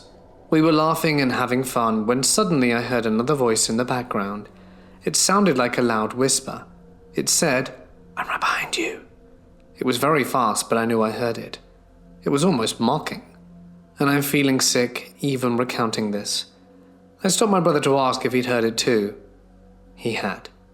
He was hoping it was nothing, but at this point we were both scared out our wits. I checked my entire apartment, even the shower, but there was no one there. I asked my brother to check, as he was back home. He said he was sitting in the basement by himself. It freaked both of us out, and for the next week, I felt like someone was watching me. I hate even remembering this, because I don't know what it was or how it was able to join the call. It's incredibly freaky to think it may have been a demon, and I'm really hoping it was just a playful poltergeist that wanted to scare someone. If it was, it did a good job. I used to live with my in-laws, and things were always weird around there to begin with. One thing that really stood out was the day my son was having a tantrum. He was maybe 1 and refusing to eat his lunch. My then fiancé, now husband, and I were very stressed and tired, considering we worked on 3rd shift at the time. And after our son finally calmed down, the 3 of us were relaxing in the living room, and clear as day we all heard a male voice say, "Harder than you thought it would be, isn't it?" There was no one else in the room, and my fiancé and I looked at each other in confusion while our son looked around the room as if searching for the source of the voice. He would often be found in his room talking or giggling to himself, or staring at certain spots on the walls too. For a while, he kept talking about someone called Timmy. Another time, we were out for most of the night at some friends playing D&D, because we're nerds, and we came home and relaxed in our room for about an hour before we had to get our son up, as he stayed with his grandparents. My husband was on his phone, and I was just relaxing, and suddenly I heard someone whisper my name loudly in my ear. I even at first felt my hair move, making me jump. I have heard my name being called a few times, as well as while living there. After my mother-in-law passed away in the house, the activity seemed to increase. I remember one time I was doing dishes and felt someone behind me, looking over my shoulder. Of course, when I looked, no one was there. This happened many times. On another occasion, my father-in-law and his new girlfriend went outside, and they always close the door so the dogs can't be in their room unsupervised. No sooner had they left the house, the door slowly swung open once more. All the dogs were present and accounted for in the living room, and pressure from the front door had never affected their bedroom door before or since. One of the strangest things that happened to me in the house was this final story.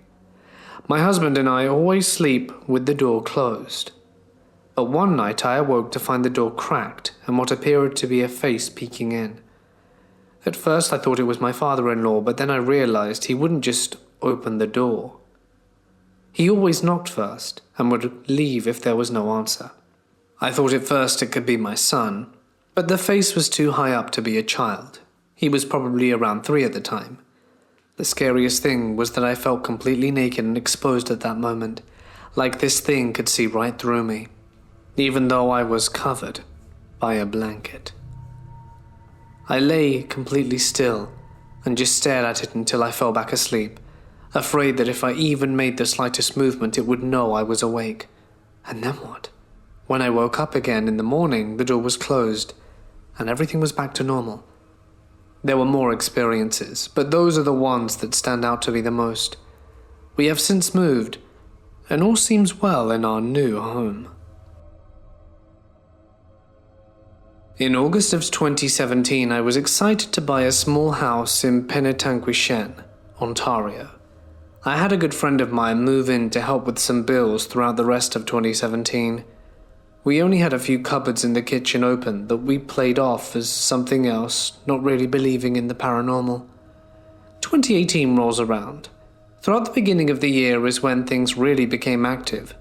The slamming of kitchen cupboards, closing a door we never use, turning on the stove and leaving claw marks on my thigh at one point. I was able to watch what I thought was my roommate walk from the kitchen to his bedroom, but he was still in the basement on his computer. In June of 2018, my roommate decides to move in with his girlfriend, so I thought it was time for mine to move in with me. She was obviously skeptical at first. In November, we found out we were having a baby. Over 9 months of pregnancy, there's next to no activity, just cupboards left open again. In August of 2019, our baby is born, and the second we walk through the front door, we hear the baby's room door slam shut with incredible force. All through the first year of life, there was all kind of activity. We could hear voices through the sound machine, which shouldn't be possible. Constant slamming of things. Every picture we'd hung up had been taken off the wall. Lights flickering and showers turning off by themselves, you name it. It got so bad at one point we even considered bringing in a priest, even though we're not religious. I decided to share this because just this morning, not an hour ago, when my alarm went off and I was still dozy, it was at the foot of my bed, and I saw something come down hard on the bed, like it slammed its hand on it. Should I be scared for my baby's well-being? Should I try and expel the ghost somehow? What do I do? My father used to come home late, around midnight, from company hangouts or while being with friends. I would always come into his bedroom and lie next to him when he was asleep. Sometimes we'd watch movies together. My mum works overseas and the only people that took care of me were my father and full-time nanny. Long story short, I wake up around the same time as always, 12 to 2 a.m. and head over to my father's bedroom. My nanny was asleep, but she was a light sleeper anyway, and I would sleep with her in the living room because I was afraid to sleep alone. I walk in and see a figure that looks like my father under the bedsheets. I lay on the bed and hug it. It breathes up and down and takes my hand and puts it around himself. I wake up the next morning. The bed was made up, and my nanny walks in and says excitedly, "You slept alone." Later during the day, my dad comes back. He was apparently at a friend's house, blackout drunk. What was hugging me that night? Last night I woke up in the middle of the night. That's fairly unusual for me, but I assumed I had to go to the bathroom. When I rolled over, I noticed a shadowy figure sitting at the foot of my bed. Then it sort of leaned over me and was putting pressure on the right side of my hip with one of its arms. Then, with its other arm, it sort of made this sweeping gesture that was going towards the left side of my face. As soon as I opened my mouth to scream bloody murder, it disappeared and the pressure faded. However, the place where it was touching my hip had sort of pins and needles feeling, like a limb falling asleep for a while. Needless to say, it freaked the hell out of me. I mentioned it to my roommate if anything weird had happened, and she hadn't noticed, and said that something fell down by her bed. I haven't told her the full story because I don't want her to think I'm crazy. Has anyone else ever experienced anything like this? I'm genuinely curious. One night when I was around 12, I was lying in bed with the door to my room open, and a little light coming in from the hallway from somewhere else in the house. I was trying to sleep. I opened my eyes for a second and vividly saw a strange man walking into my room. There were no sounds of his footsteps.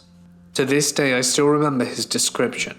Tall, thin, light skin and black hair, was wearing a worn grey tank top with mechanical grease stains and blue jeans. He walked directly towards me and faded into invisibility as he approached me. I sat up and looked at where he had been standing. Suddenly he reappeared at my doorway and walked towards me again, but this time more faded away and translucent. He disappeared again and it happened a third time, and after 3 times I didn't see him. Perhaps it was a demon or just my imagination, but I just assumed it was a demon and therefore didn't worry about it after the initial shock. If it's an evil spirit, all it wants to do is make you feel afraid, so I did the opposite of that and had the courage to look the man in the eye instead. Perhaps that's why I've never had a similar experience since. Lately, I've been seeing this entity.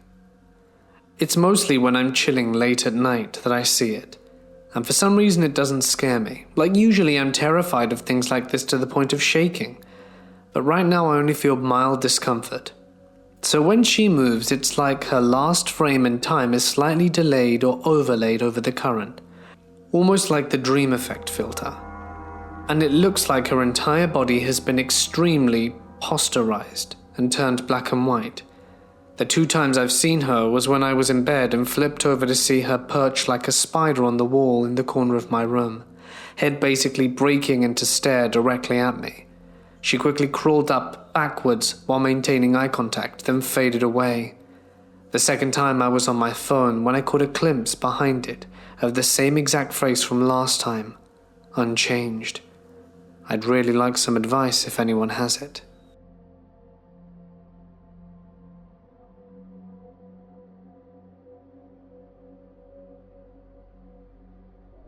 A lot of creepy things seem to happen in the same apartment. I don't remember when the thing happened, but for a little bit of an image, when you enter the apartment you go through into the living room. There, splitting to the right, is the kitchen. When you go into the kitchen there's a bathroom, not too far off from the left. If you keep going there's a playroom at the end of the kitchen. If you go back to the living room and go forward a few steps, it takes you right to where you would wind up in me and my sister's room. If you take a left, you would be in my mum's room. And in my room we had one window that faced the street and always had a light shining into it. My bed was to the right of the window, and I usually slept at the end of the bed, the end that was facing the window. One night after tossing and turning a lot, I felt the urge to look out my window. When I looked outside, I saw something that I'll never forget. There was a man who looked to be about 20 or 30, staring in. His face was the color of an apple, and was staring with such intensity that it scared me. But what made this very creepy was the fact that we were on the 2nd floor, so that was impossible unless he used a ladder. So, the next one also takes place in my apartment. Me and my sister were really close and would always hang out, but I was always scared of her. She acted really weird when we lived in the apartment. Once my mum found my sister in the middle of the night, crying in a corner, rocking back and forth. My mum nudged her, but the crying stopped, and my sister turned her head and stared at my mum. As you can imagine, It creeped her out thoroughly. One night, me and my family had a sleepover in the living room. I woke up, looked at my sister who was bolt upright, and when I looked at her face, it had this long, wide, toothy grin and was just staring at me. She kept getting closer and closer to me until she just lied down as if nothing happened. This really scared me, and I ended up snuggling closer to my mum that night. One time I made my sister mad somehow, and she tried to attack me with a butter knife. This reminded me of the movie Halloween, and it scared me so bad that when she struck it to me, it left a dent in my back. She isn't crazy and is better now. This was just one of the many instances where my sister almost made me crap my pants. This is the last story. This was in a different house. When you enter this house, there is a living room on your left and an office on your right. When you go further down the hall, my parents' room is on the right and the dining room on the left. If you go to the end of the hall, you see the bathroom, and on your right is my room. If you go into the dining room and move forward some more, you reach the kitchen, and so on and so forth. My room was pretty big and had pretty blue curtains. I had a dresser situated right next to my door and one next to my bathroom door. One night I woke up and was really hot. I decided to go lie down on the couch where it was cool. I saw something on the carpet by the front door. It was a big black lump. That's all I can really describe this thing as. I wanted to see what it was, so I went into my room to get my blanket, and when I came back it was gone. I knew it couldn't have been my cat, because this blob was huge, and my cat was outside it. I was so scared, I didn't even hesitate. I decided to sleep in my parents' room. When I talked about it with my birth mom, she asked me if a pet cat had died recently, and I said yes. It was actually an emotional death because it was my first. She said it could have been him. The more I thought about it, the more it made sense, because the dog that had died there, who I loved dearly, was also black, and it could have been him. I like to believe that it was my dog watching out for me.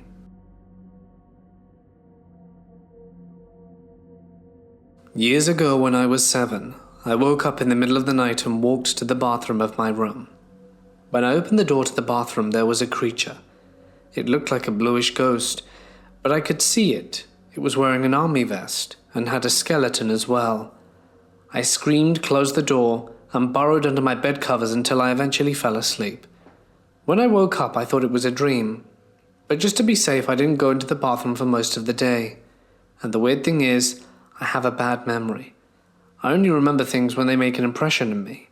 And even then, my dreams aren't that realistic. I wonder what it could have been.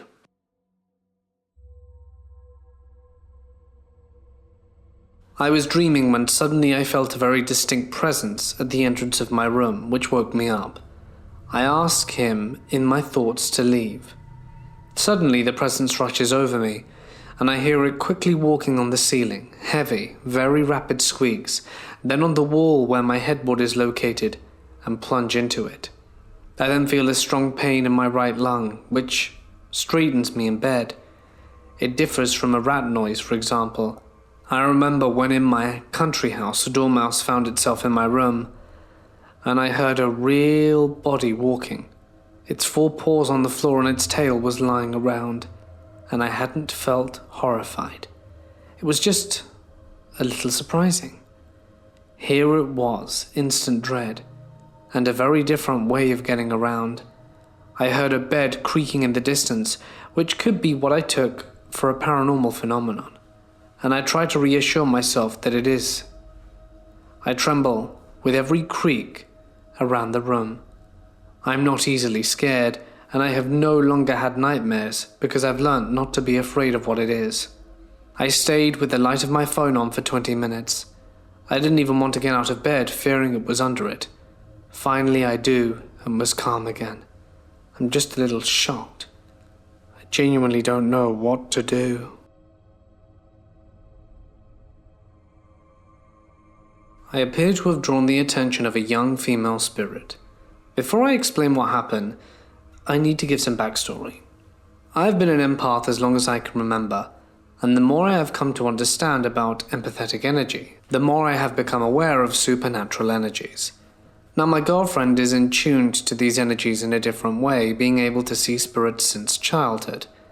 Now I have been able to see spirits, but I generally just sense them. But my girlfriend and I have started to do yoga at the bookstore/dance studio where she works. I was aware that there were a couple of spirits there, and just did my usual to let them be, and wasn't expecting what happened. The 4 or 5 times we were doing yoga, we were about 15 minutes in when I saw what looked to be a 12-year-old girl in the bathroom giggling at me. She then disappeared when I looked a second time. After acknowledging it, I was informed that she started showing up after a bunch of children's books got donated to the store. I got a little weird about her watching me, and was wondering if she was watching me change my clothes when I was in the bathroom. If it wasn't weird enough, the next time we went to do yoga, I greeted her and the other spirit out of respect for being in their spot. Nothing unusual happened that time, but twice during the yoga session I felt an orb fly through my hand as if I was stretching my arms up high. It was as if she was going to give me a high five. The first time it was more circular and the second it was more oval.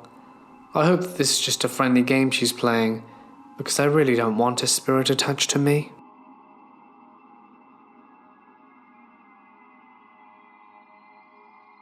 This started off when I was 10 years old. I and my friend were playing around with phone games. One of them was called Phantom Black. It was a ghost radar game that seems fake, but at one point when I realized that one of the spirits was just standing in a corner full of chairs, I soon asked my friend, "Why is there a ghost standing there?" "He's been there for 5 minutes. The table flipped, so we ran away, and he told his mum, but obviously no one believed us." 9 years later, I moved out to a new house and got new cats. Shortly after getting the cats, the day I let them sleep with me, things got weird. That night I started hearing boxes getting scratched. I thought it was one of the cats, but that did not stop me from opening my phone's flashlight and to see where my cats were asleep, and the scratching stopped. It happened twice, and the third time I was kind of scared because in horror movies and games, ghosts tend to show themselves after the third time. I got my phone's camera out and I looked around with it. I was watching videos, and there were glowing eyes. I guessed that my cats got tired of my movement and got up. A few days passed and my cat started doing these weird things, looking at nothing and playing with nothing for no reason. For the past while, I've also been hearing crawling on the walls and random knocks at 3 a.m. And last night I swear I heard a whisper.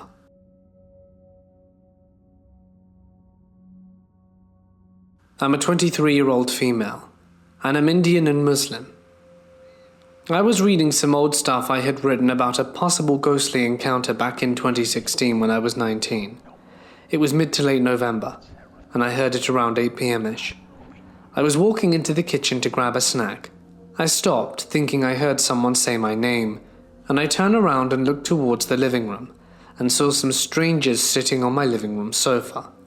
This person was wearing a white anarkali dress, which is a South Asian dress. It was definitely a woman because of the dress and the figure, as well as sitting with one leg over the other, and their elbow was on the leg that was over the other one. I never did get a look at its face though.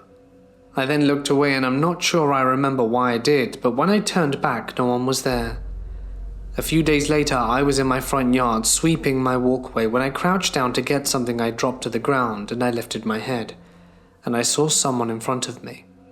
It was a female figure, and this figure was wearing some pretty kick-ass white high heels and a white anarkali dress, and I immediately recognized it as the dress I'd seen a few days prior. I then stood up, but no one was there. What do you guys think? Am I hallucinating? Or am I being haunted? I searched up woman in a white dress, but it comes up with a story of a woman who passed in childbirth and other horrible deaths. I did my week research for a bit, and after it happened, and then I gave up. So, many articles discouraged the thought of seeing ghosts. I don't think it was an angel, because all the articles said that angels are a light source. I honestly don't know. What do you guys think?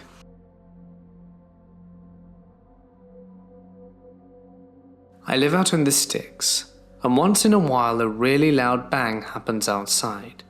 It sounds like a heavy door slamming really hard. I'm not the only one who heard it, and nobody knows where it comes from or what it is. And now, for something completely different.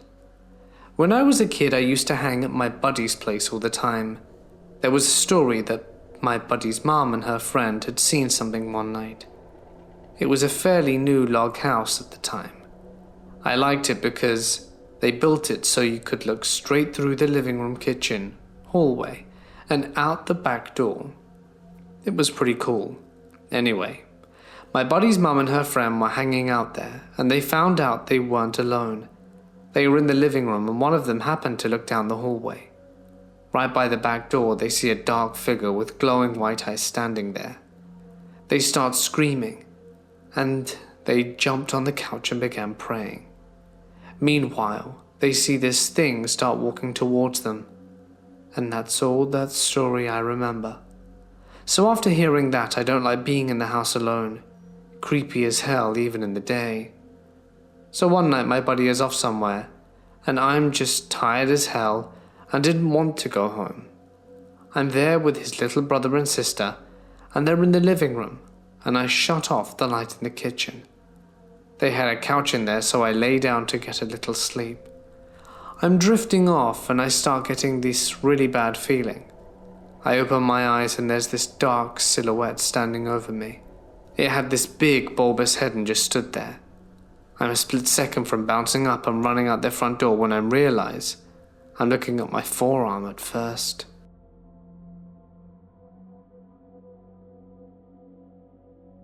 Wow, you did it. You hit the end of the 100 ghost stories video. That is impressive. Even more impressive if you did it on the day it was uploaded.